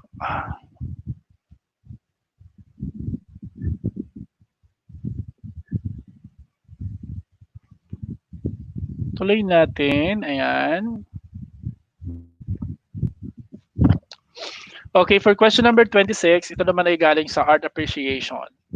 Colors can be combined without limitation, but what if we combine all colors in artwork? What color will come out?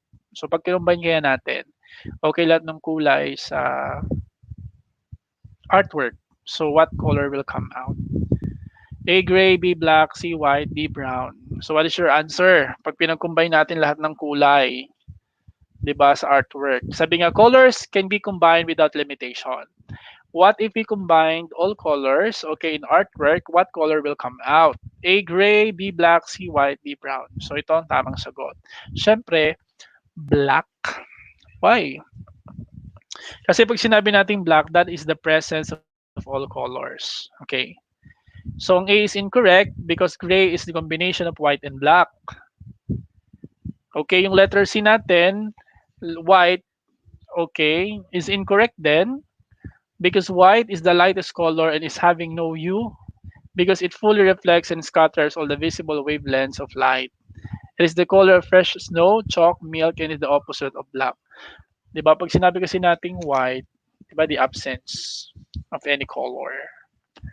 Option D is incorrect answer as brown is combination of red, black, and yellow. So yun yun. So kaya natin explain. Ito yung explanation natin. Kasi ito yung paano nako-combine, paano, anong kulay pag kinalabasan, pag kino-combine natin ang mga colors. Pero syempre, we just only focus on bakit mali. Ang option A, C, and D. So the correct answer is letter B. Lahat.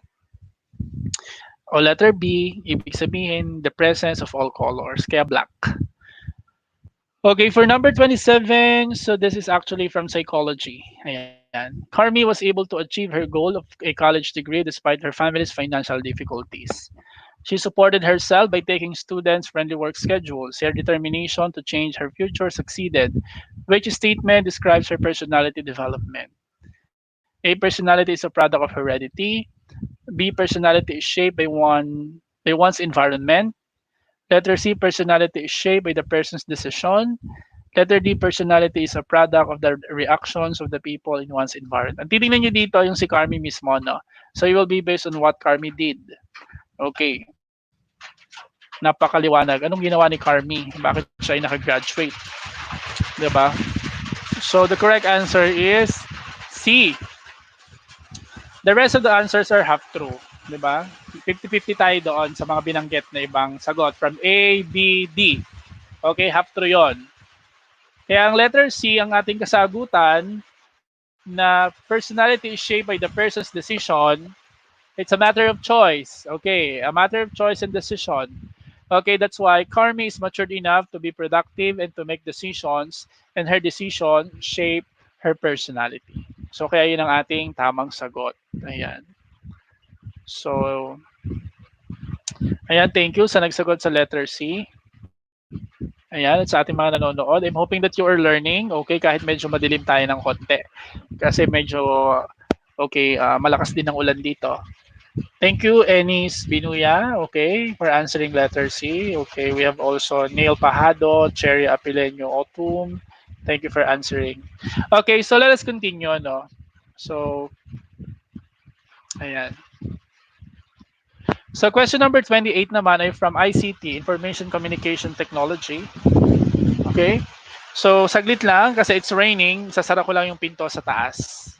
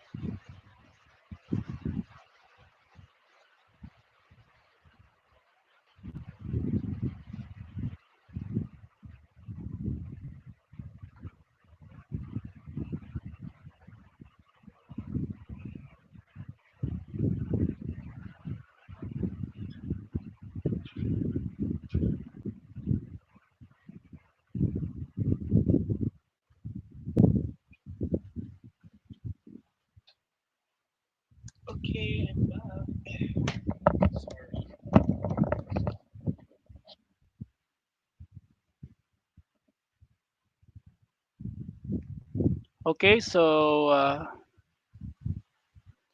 yeah, which of the following is a browser? So tingnan natin ano. Okay.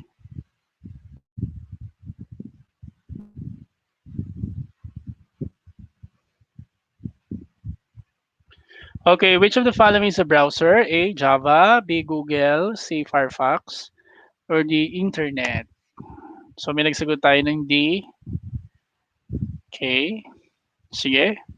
By the way, the correct answer is B and C. Ayan. So yung B and C natin, we have, okay, Google and Internet. So sila po ay browser pareho.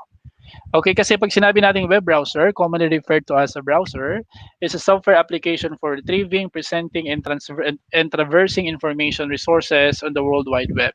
So yung ginagamit natin para maka-access tayo talaga sa internet, o, 'di ba? Para makapag-connect tayo. Okay, sa World Wide Web. Option A is incorrect answer. Java is not a browser. It is a computer programming language. It enables programmers to write computer instructions using English-based commands instead of having to write in numeric codes. It's known as a high-level language because it can be read and written easily by humans. And option D is incorrect then. Internet is a global, okay, protocol, okay, suit to link devices worldwide. It's a network of networks that consists of private, public, academic, business, and government networks of local to global scope linked by a broad array of electronic, wireless, and optical networking technologies.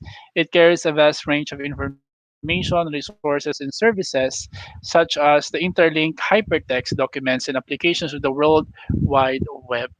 Okay, so electronic mail, telephony, and file sharing. So kaya ang sagot natin is B and C.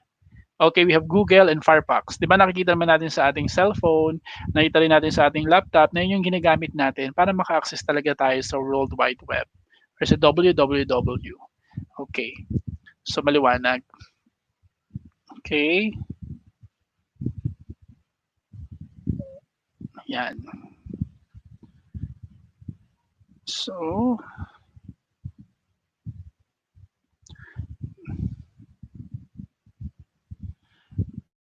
okay, tama ay. Google is search engine, Google Chrome is browser. Okay. Yeah. Correct na lang natin yan. So yung Google Chrome. Okay. Gilbert Valdez. So i-correct na lang natin siya. Google is search engine, Google Chrome is a browser. Okay, so we will correct that. So Google Chrome and Firefox. Okay, thank you. So, sige, let's move on. Thank you for the participation. Okay, for question number 9 kasi we have from politics and governance. Okay. Pwede rin itong, hindi, dalawang kung titingnan natin yung question, so aside from politics and governance, pwede rin itong mag-fall under issues and trends, okay, in social science.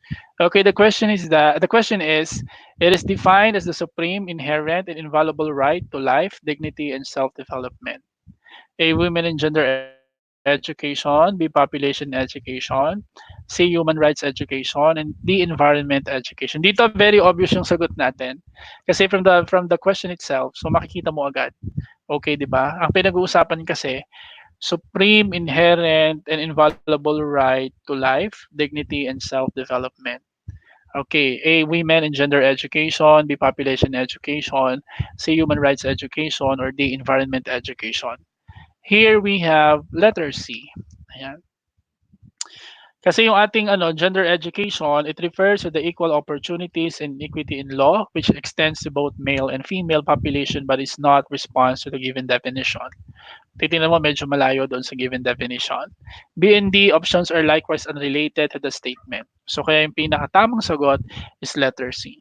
So karapatan yung pinag-uusapan natin from the question itself. Ayan, no? Supreme, inherent, and inviolable right to life, dignity, and self, okay, development. Ayan. Ayan, sa mga nakakasunod, okay, thank you. Okay, thank you for Okay, answering letter C, human rights education. By the way, isa lang din sa mga technique kapag nagre-review, by the way, pag ikaw ay nandoon na mismo sa exam, pag social sciences ang pinag-uusapan, yung mga current events, usual talaga siyang lumalabas. Okay, as in, 'di ba? Tapos ano lang kayo, you have to be more analytical lang and then you have to read the questions, the directions carefully. Kasi yung iba hindi sumusunod sa directions, baka mamaya kung ano yung nasagot natin, 'di ba? So, wag din nating hayaan na maduming-madumi yung ating papel. Pwede namang magbura, kaya lang wag namang bubutasin, ano? Kaya dapat hindi kayo ganun kadiin magsagot kung if you're not still sure, okay, of your answer.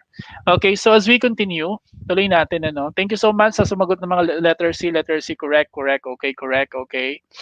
So here, ayan.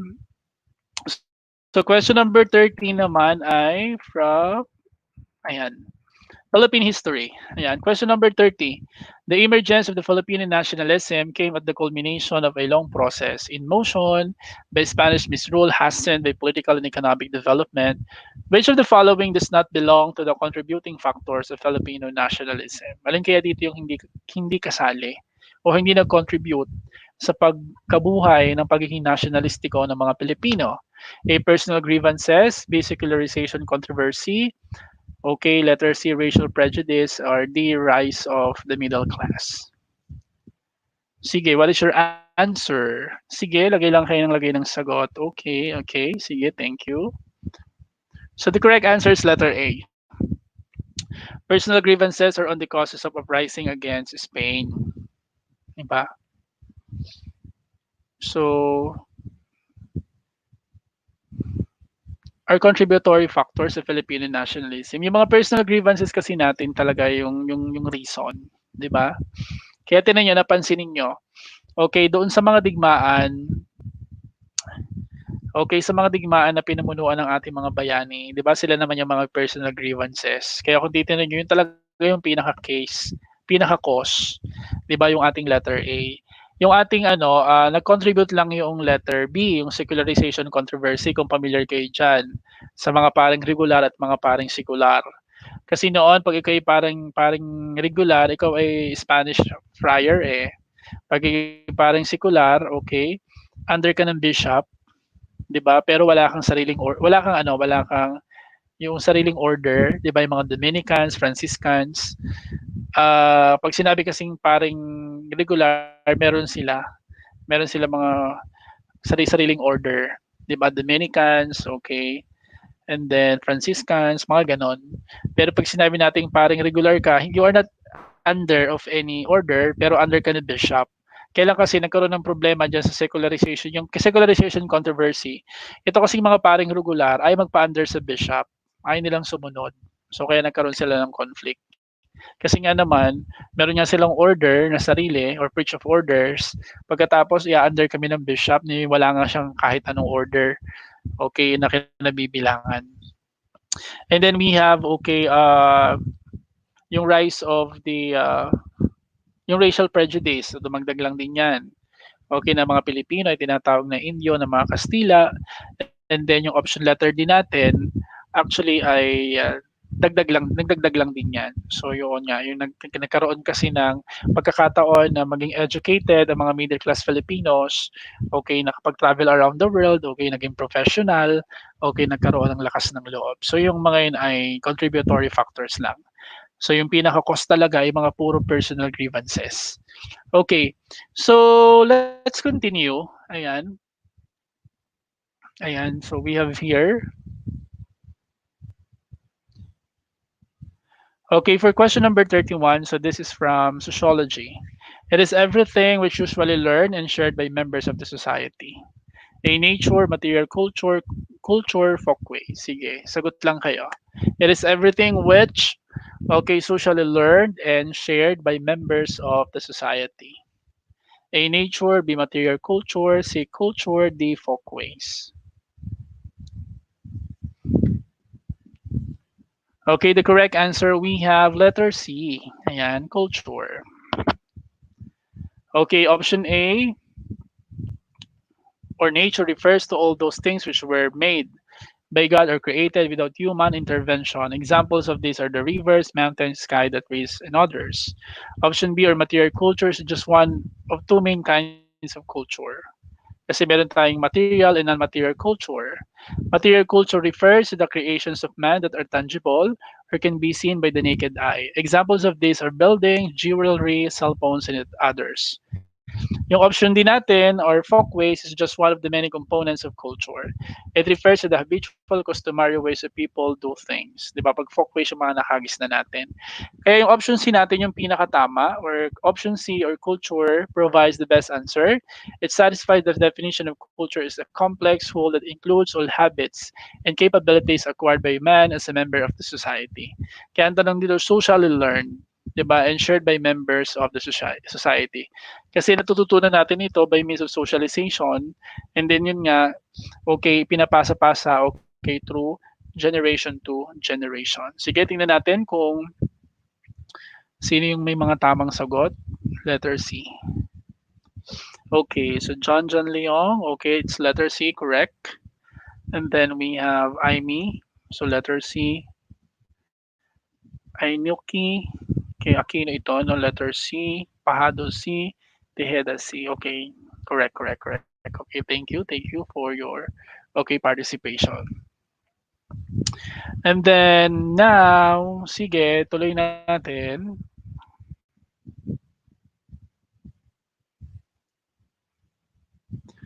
Okay, for question number 2, train law means. So, i-define lang natin. Ano ba yung ibig sabihin ng train? A, tax reform for acceleration and inclusion. B, tax reform for assets and income. Or C, tax reform for agriculture and industrial products. Or letter D, tax reform for animal products. So, meron tayong letter A. Kasi ang tamang sagot ay, okay,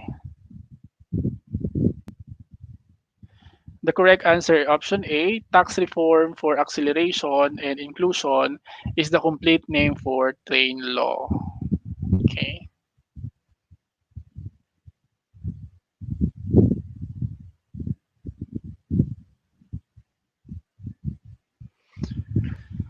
So yun naman talaga yung ibig sabihin noon. Okay. Again, the correct answer is option A, tax reform for acceleration and inclusion in the complete name for train law. So by the way, may mga announcement lang po tayo, ano? Okay, just wait for a while, okay?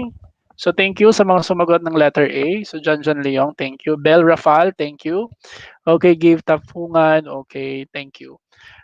So we have here, okay, yung online review will start on June 8. Yung mga gusto pong mag-enroll, okay? So meron lang pong announcement. Okay, online review will start on June 8, okay, for both special professional licensure examination for teachers, Middle East and Let Philippines. So enrollment until May 30 on to avail the promo. May mga promo po tayo, so that's why. Okay, pwede po kayo magtanong kay Teacher A, ayan, sa aming page, okay, regarding on the enrollment. So particularly yung mga nasa Middle East, and then kung sino po yung gusto, even in the Philippines, okay. So we are inviting you to enroll, okay, in our online review. Okay. Wait lang po sa mga announcement, ayan. So kamusta po yung ating pwede po kayong mag-comment dito, okay? Kamustahin ko lang po yung kung okay lang ba yung ating mga ginagawa. Okay, kung natututo po ba tayo, okay sa aking mga sinasabi. Pwede po kayong mag-comment. And then sir si Teacher A, happy birthday din, okay? More birthdays to come and God bless you always, sir. Ayan. So wait lang po ha.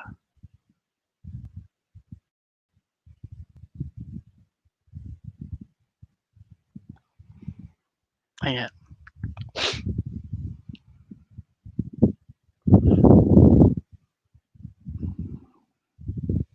Okay, so let's continue. So meron naman tayo dito ang ating question number 33. So this question or question number 33 ay galing sa Rizal. Ayan, in El Filibusterismo, who was the character who's like Rizal's fathers who owned a land which confiscated by the Spanish friars. So dito rin sa mga ito, yung parang tatay ni Rizal na kung saan ay dating may mga lupain na kung saan ay kinamkam okay ng mga Kastila o ng mga praile. Okay, Tataselo, Quiroga, Cabezang Tales, Placido Penitente. Ang technique dito talaga sa Rizal, basahin ninyo yung mga characters okay, of Noli and El Filibustrismo. No need to memorize naman. So tandaan nyo lang sila. No need to memorize, intindihin nyo lang. Okay, yung mga tauhan doon, yung kanilang mga ganap. Okay, answer is letter C. Ayan. Bakit si letter C? 'Di ba? So check natin. Tignan niyo si option A. Option A is incorrect. Tataselo, father of Cabezang Tales, he raised the sick and young Basilio after his mother Sisa had died. Yun yung kanyang role. Option B, incorrect din kasi si Quiroga is a Chinese businessman who dreamt of being a consul of consulate of China in the Philippines. Okay, he hid Simon's weapons inside his house. And option D is incorrect then. Why? Placido Penitente, a student of the University of Santo Tomas, who is always miserable and therefore controls, okay, his temper. So yun yun. So kaya ang ating tamang sagot ay letter C. Walang iba kundi si Cabezang Tales, yung parang tatay ni Rizal, okay, na may mga lupain na kinuha or kinamkam ng mga praile. Okay, thank you for that. Tingnan natin. Sige. Okay, thank you sa mga sumagot ng letter C. Ayan. We have, okay, Elgen Puno Tanggalang, Davina del Rosario Benia. Okay. So hindi ko medyo, ay Nico o Aquino, I cannot read. Okay, then J. Sino pa ito? Sa mga sumagot, okay. J. Lechugas, and then Cherry Autumn. Sa mga sumasagot, thank you. At least you can have more knowledge on this. Okay. So, tuloy lang tayo, no? So again, inuulit ko dun sa mga bagong dating, itong ginagawa natin kasi is just a matter of giving you questions and then i-rationalize lang natin. Pero kung mag-enroll kayo, okay, sa aming review center, so there will be more, okay, discussions and then at saka pa lang tayo magbibigay ng mga questions and then rationalization. Kasi 2 hours is not enough, okay, to cover a lot of things. Alam naman natin in social science, napakalawak eh. 'Di ba? Kaya naisipan ko in order for me na ma-touch okay, halos lahat ng social sciences, the branch or branches of social sciences or social science. So, mismo na mabuti ko na magbigay ng questions para makita natin, ano, okay, at matouch talaga natin yung mga social science, yung mga social science branch or branches. Okay, so tuloy natin. Okay, we have here, ayan. So question number 34, ayan. So the most important, okay, contribution of Phoenicians to civilization is, di ba, Phoenicians. So from that word, okay, ano ba yung naiisip ninyo? Okay, shipbuilding, trading, alphabet, tyranny, and wood. Di ba? Yung tyranny kasi ito yung ano eh, kulay violet. Okay, by the way, sige, tingnan natin. Again, the most important contribution of the Phoenicians to civilization is a shipbuilding, trading, alphabet, or tyranny, and wood. The correct answer is letter C. Ayan. Di ba? The Phoenicians were famous for shipbuilding, trading, alphabet, and products. Kaya lang kasi ang tanong ay,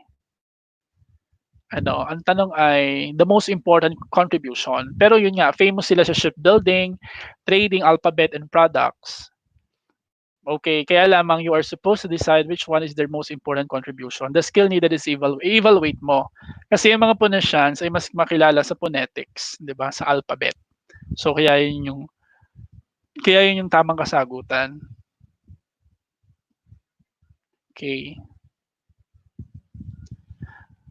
So again po, inuulit ko lamang bago ko ituloy. So ang review po natin I will start on June 8. For both special professional licensure examination for teachers, Middle East and LED Philippines. So kaya po kayo ay ini-invite namin, lahat siya ay kaya lang kasi ang pinag-uusapan natin dito ay ano yung pinakakilala sila. Kaya i-evaluate natin siya. Kaya yung pinakasagot natin is a Phoenician. Kasi ang tanong, Amy, ayan, balik natin, the most important contribution of the Phoenicians to civilization. So kaya evaluate natin lahat ng choices, and then as we can see, mas lagi kasing kilala talaga yung, 'di ba, phonetics or alphabet. Doon kasi talaga sila mostly kilalang kilala.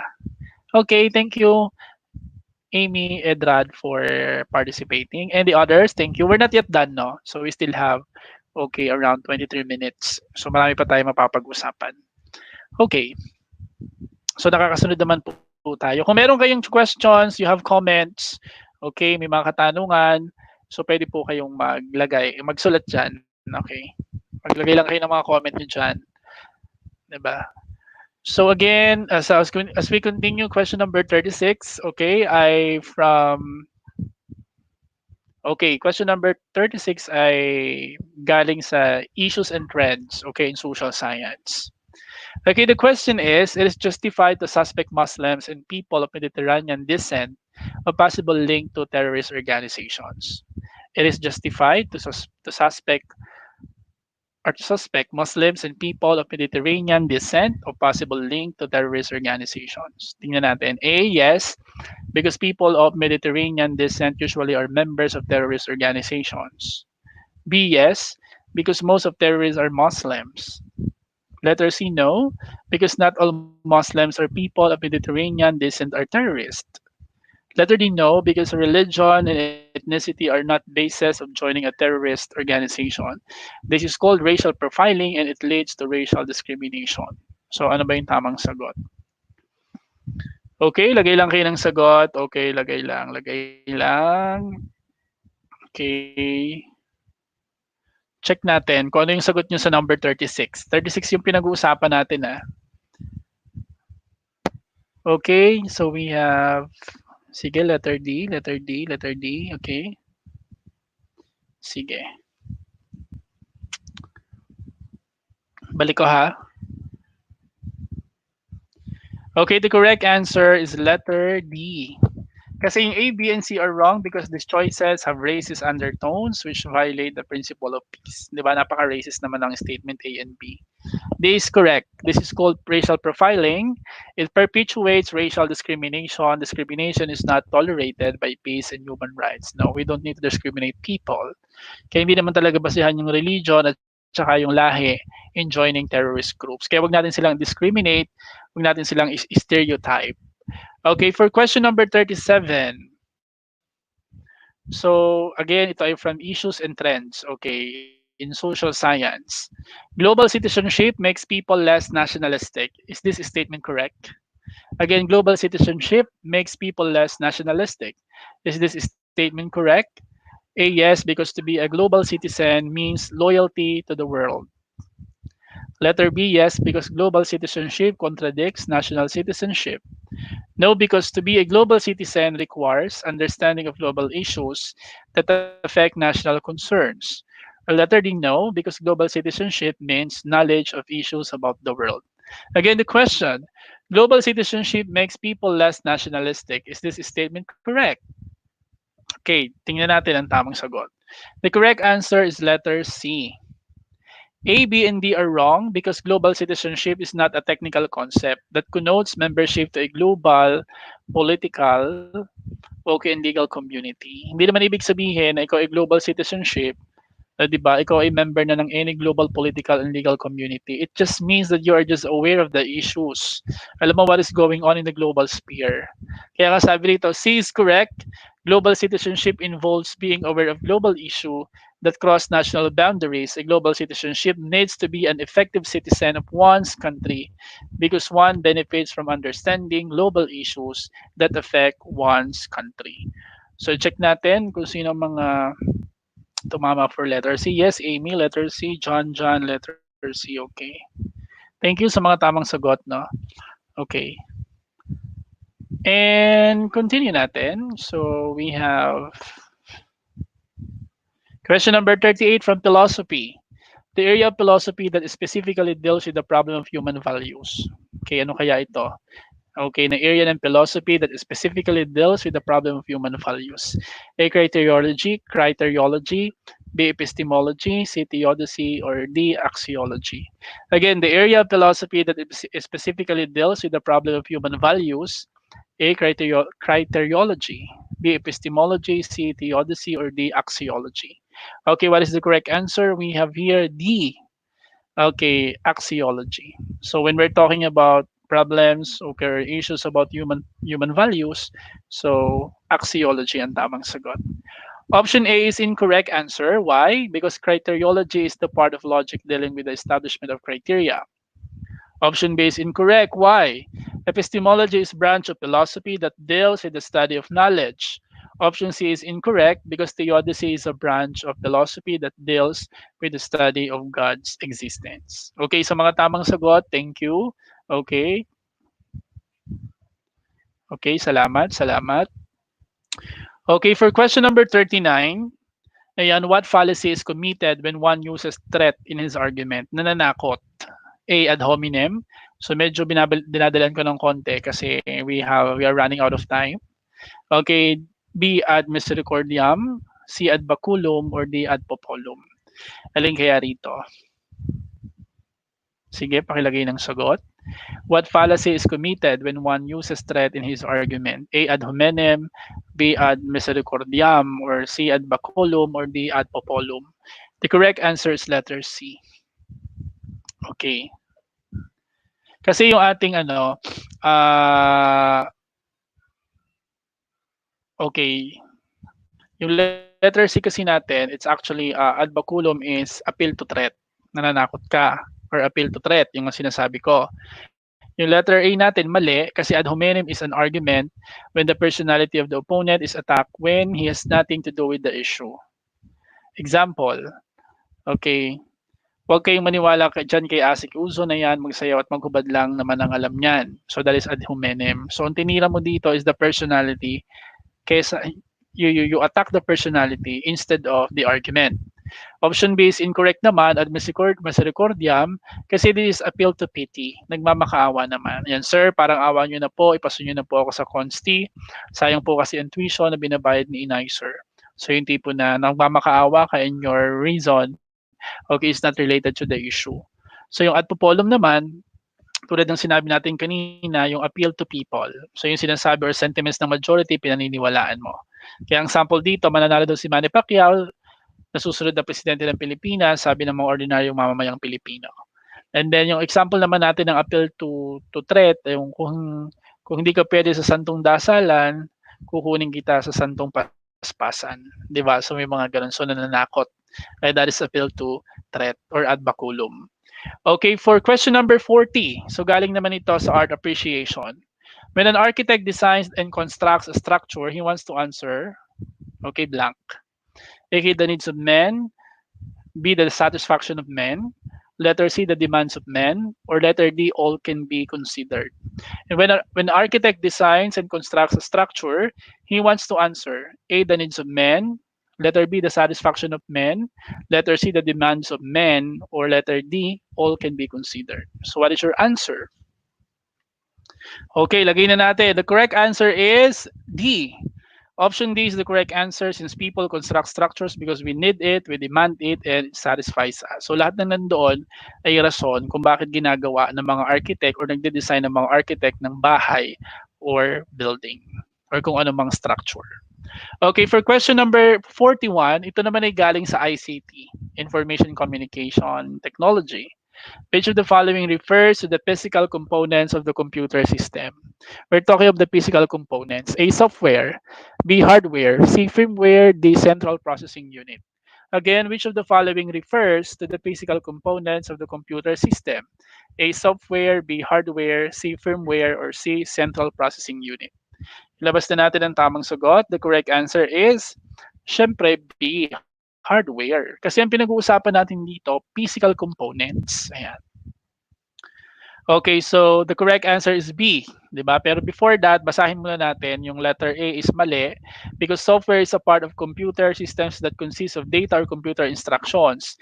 In contrast to the physical hardware from which the system is built. So software yan. Sa loob, ano? Okay, letter C is incorrect. Firmware is a software program permanently etched into a hardware device such as keyboards, okay, hard drive, BIOS or video cards. Actually, permanently attached, naka-attach pa.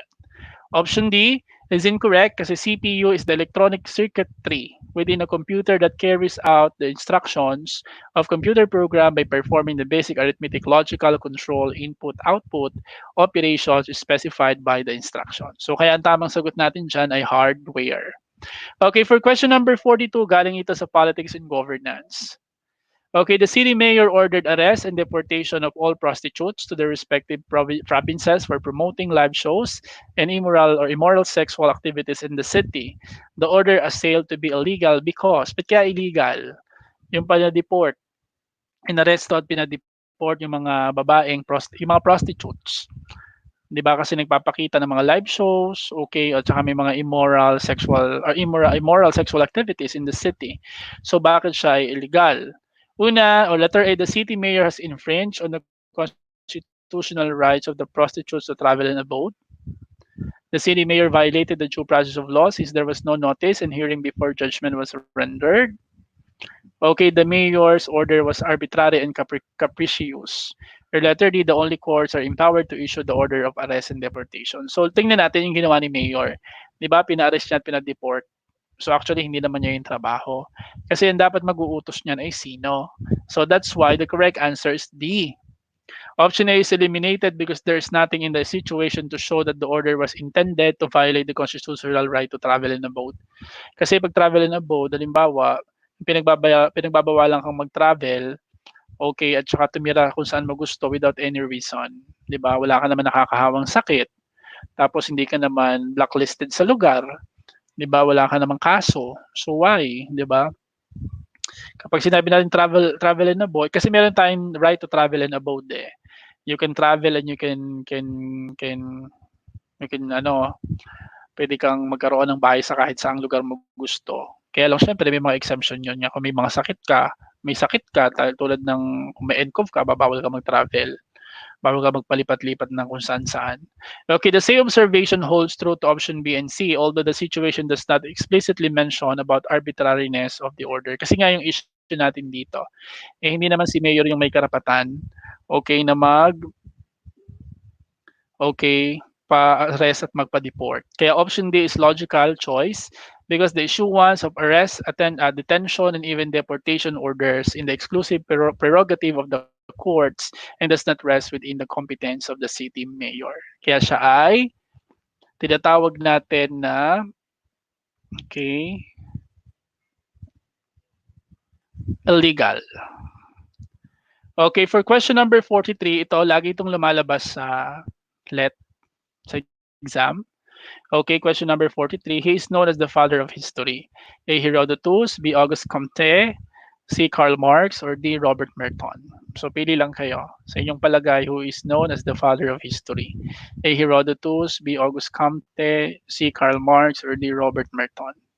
Okay, the correct answer is A. Why? Kasi si Auguste Comte, which is our option letter B, is the father of sociology. Why Karl Marx, okay, option letter C, is one of the greatest proponents of communism, along with his lifelong friend Friedrich Engels. And option D is incorrect. Why? Robert Merton is also a sociologist and known for successful combination of theory and research in the study of deviant behavior. Kaya ang tamang sagot natin, walang iba kundi si letter A, si Herodotus. Tingnan nga natin, okay? Ayan, tama, letter A. So tandaan nyo, lagi kasi yung lumalabas sa exam. Okay, yung mga nanonood sa atin, lagi siyang lumalabas sa exam. Okay, as we continue, we have here, okay, so for question number 44, ito naman yung galing sa economics. An economist will define the exchange rate between two currencies as the amount of, letter A, amount of one currency that must be paid in order to obtain 1 unit of another currency. Difference between total exports and total imports within a country. Letter C, difference between the export and import of particular country. Ratio of import prices to export prices for particular country. So dito obvious na nga yung sagot eh. Diba, an economist will define the exchange rate between two currencies. or currencies? What is your answer? The answer is so obvious here. Okay, okay. Sige, lagay lang ng sagot. The correct answer is letter A. 'Di ba? Kasi pag sinabi nating exchange rate, okay, is defined as the ratio at which, okay, two currencies are traded. 'Di ba? Kaya nga, pag sinabi natin magpapapalit, actually, bibili ka ng dollar, ang tawag nga nila eh. Okay, bibili ako ng dollar. So, magkano yung dollar? 'Di ba? For example, 53 pesos is to $1. The price of one currency in terms of another. Option B refers to the net export of a country. Option C refers to the balance of trade of a country. And option D are the terms of trade between two economies. Kaya ang pinakasagot natin is letter A. So, and that is actually, it's very obvious na yun talaga yung ating sagot. Okay, for question number 45, ayan, which of the following is not a characteristic of culture? It is learned, it varies, it is static, or it is transmitted across generation. By the way, question number 45 ay sociology or society and culture. Galing sa sociology and society culture subject. Again, which of the following is not a characteristic, okay, of culture? Is it learned? Okay, it varies. It is static, or it is transmitted across generation. Siyempre, the correct answer is letter C. Kasi ang culture, hindi siya static. 'Di ba? Pabago-bago yan. Lalo na ngayon sa ating society, okay? Inevitable kasi ang social change. The culture is also inevitable. 'Di ba? Kaya the statement directs us to identify among the options which is not a characteristic of culture. Option A is not the answer. One of the characteristics of culture is it's learned. Natututunan yan. One must exert efforts in order to acquire the culture of the society. Culture is not instinct or something that is automatically acquired upon birth. Neither is option B is the answer.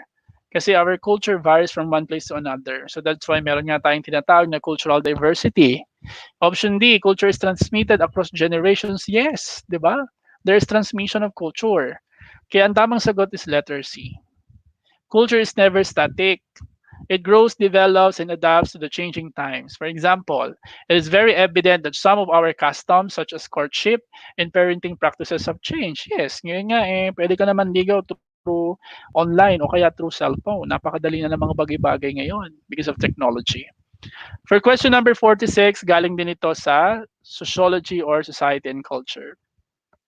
Okay, which of the following are determinants of social stratification? A, power, wealth, and social class. B, power, wealth, and age. Letter C, power, wealth, and prestige. Or letter D, wealth, prestige, and race. Ayan. So, sa inyong palagay. Okay, which of the following are determinants of social stratification? A, power, wealth, and social class. B, power, wealth, and age. C, power, wealth, and prestige. D, wealth, prestige, and race. Okay, the answer is letter C. Ayan, social stratification is a system of institutionalized inequalities of power, wealth, and prestige. Power as stratifying element is manifested in politics, gender, and ethnicity. Wealth as stratifying principle is manifested to social classes.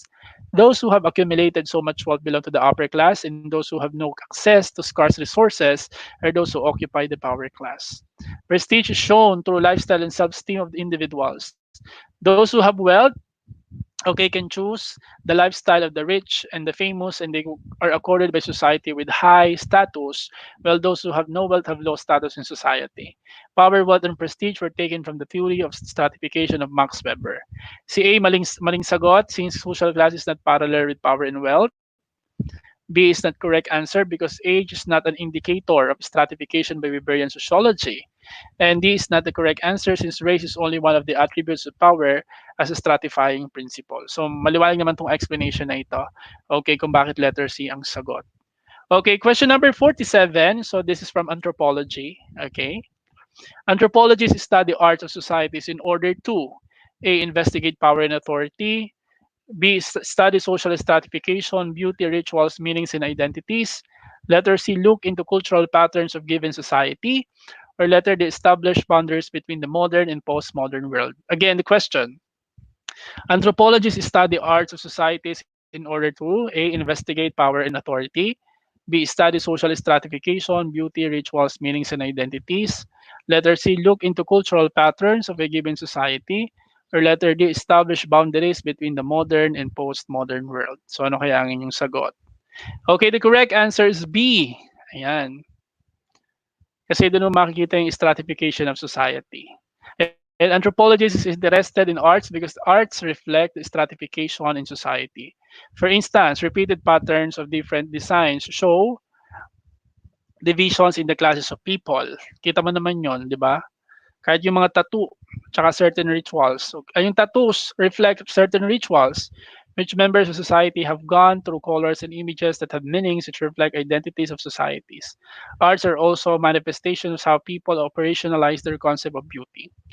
A is not the correct answer since power and authority are just two of the components of social stratification.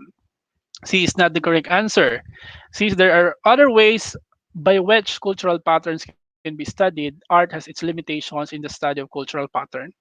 D is that the answer since art has persisted in all periods of cultural history of the humanity, not just the modern and most or postmodern period. Okay, so we are running out of time, so we have only three questions left. Okay, the question number 48. Friends and fellow nationalists defended Noli Me Tangere, a brilliant defense. Oh, this question came from, or yes, came from Rizal subject.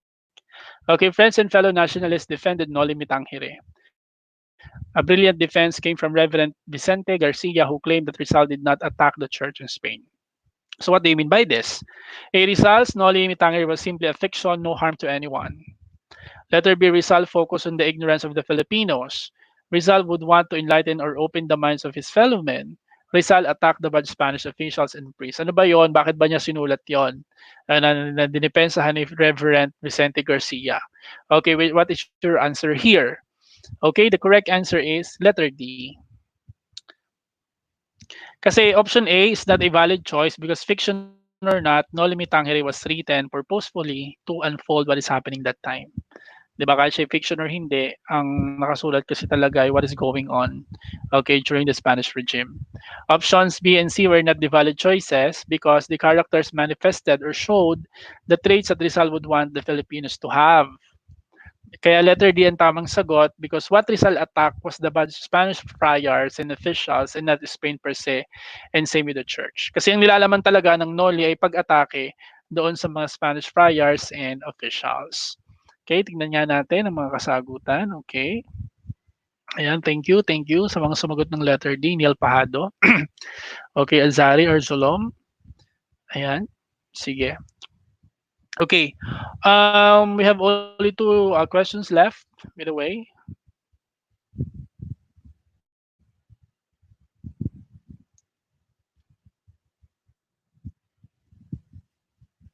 Thank you sa mga sumagot. Okay. So here we have question number 49.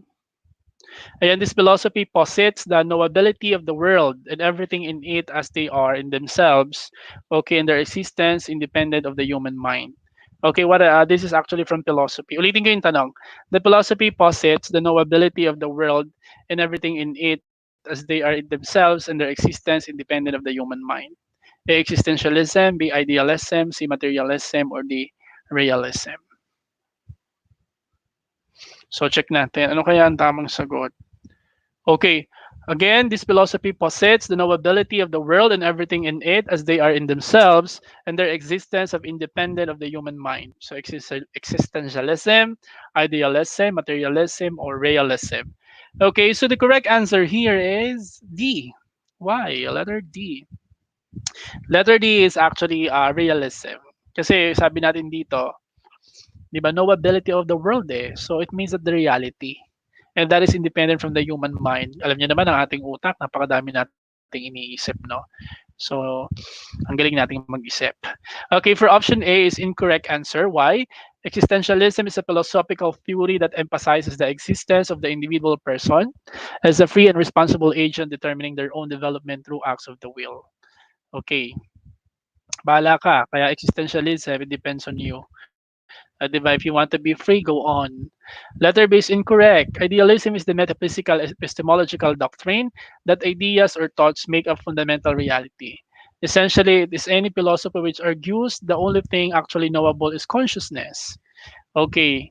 Whereas we never can be sure that matter or anything in the outer world really exists. Kaya it's more an idea, idealism. Okay. Hindi pa natin yan makonfirm kung nag-exist ba lahat ng bagay sa mundo. And option D is incorrect. Materialism is a form of philosophical view which holds that matter is the fundamental substance in nature, and that all things, including mental aspects and consciousness, are results of material interaction. So lahat daw na nakikita natin at iniisip natin ay gawa lang ng matter. Yun ang sinasabi sa materialism. So that's why the correct answer is letter D. Diba? The philosophy posits the knowability of the world and everything in it as they are in themselves and their existence independent of the human mind. It talks about reality pag sinabi nating realism. Kasi existentialism, you want to be free, go. Idealism is more an idea. We do not know. It's something exists. Okay, in reality. When we say materialism, okay, everything is composed of matter. Okay, everything exists is composed of matter. But when we say realism, it talks about reality. Okay. For question number 50, okay, this is from, okay, art appreciation. Okay, in painting, there are many media and mixing colors. What kind of medium used when a pigment is added with egg, gum, and glue? A watercolor, be fresco, oil paint, or tempera. Okay, in painting, there are many media and mixing colors. What kind of medium, okay, used when pigment is added with egg, gum, and glue? So ano kaya? Okay, lagyan na natin. The correct answer is we have letter D. Letter D is tempera. Pag gumamit ka ng egg, gum, and glue. Di ba? Option A is incorrect. Watercolor painting is done with the use of pigments mixed with water and applied to white fine paper. Option B is incorrect. Answer, because fresco, or Italian for fresh, painting is done with the use of earth pigments mixed with water and applied to fresh plaster or glue, which attaches the color to the surface like a wall. 'Di ba? So pwede kang gumamit diyan ng mga kung ano nung ano kahit gulay, 'di ba? Kahit nga lupa, pwede kang gumamit diyan. O katas ng gulay, katas ng prutas, pwede kang gumamit sa fresco. Option C is incorrect. Answer, all painting is done with the use of brown pigments from minerals, coal, okay, tar, mixed with linseed oil and turpentine or thinner. Kaya the correct answer is letter, okay, letter D. So, tempera. Okay, by the way, just wait for a while before we end, okay, this session. Ayan, wait lang.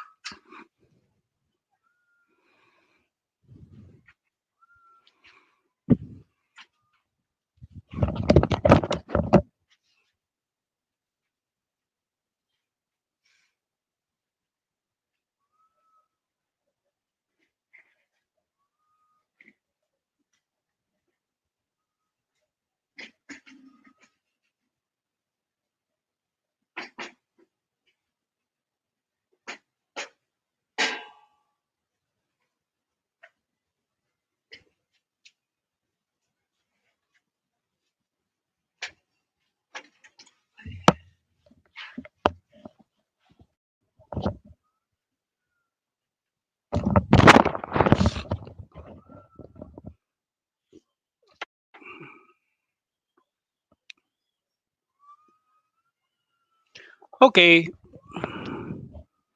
so, yun nga, ito ay sample pa lamang ng ginagawa namin sa review center. Pero as I told you, kasi we have only limited time, kaya ganito lang yung ginawa namin for today. Pero if you're going to enroll in our review center, so mas mahaba yung ating oras kasi there will be more discussions. Okay, kumbaga part lang ito ng review. Yung magbibigay kami ng questions and then rationalize tayo ng sagot. So ngayon, okay, kung wala na kayong tanong, actually, that is the end of my presentation for today. So you can ask questions. Ayan. Kung meron kayong mga katanungan. So yan. Thank you rin po, Sir Albert. Okay, Ma'am Divina. Ma'am Rachel, okay. Sir Neil, Sir Gib, Ma'am Sherry, okay, sa lahat nag-participate. Thank you so much. And you can ask, okay, Sir Teacher A regarding on, okay, sa admission or sa enrollment ng review. Okay, thanks everybody. Salamat.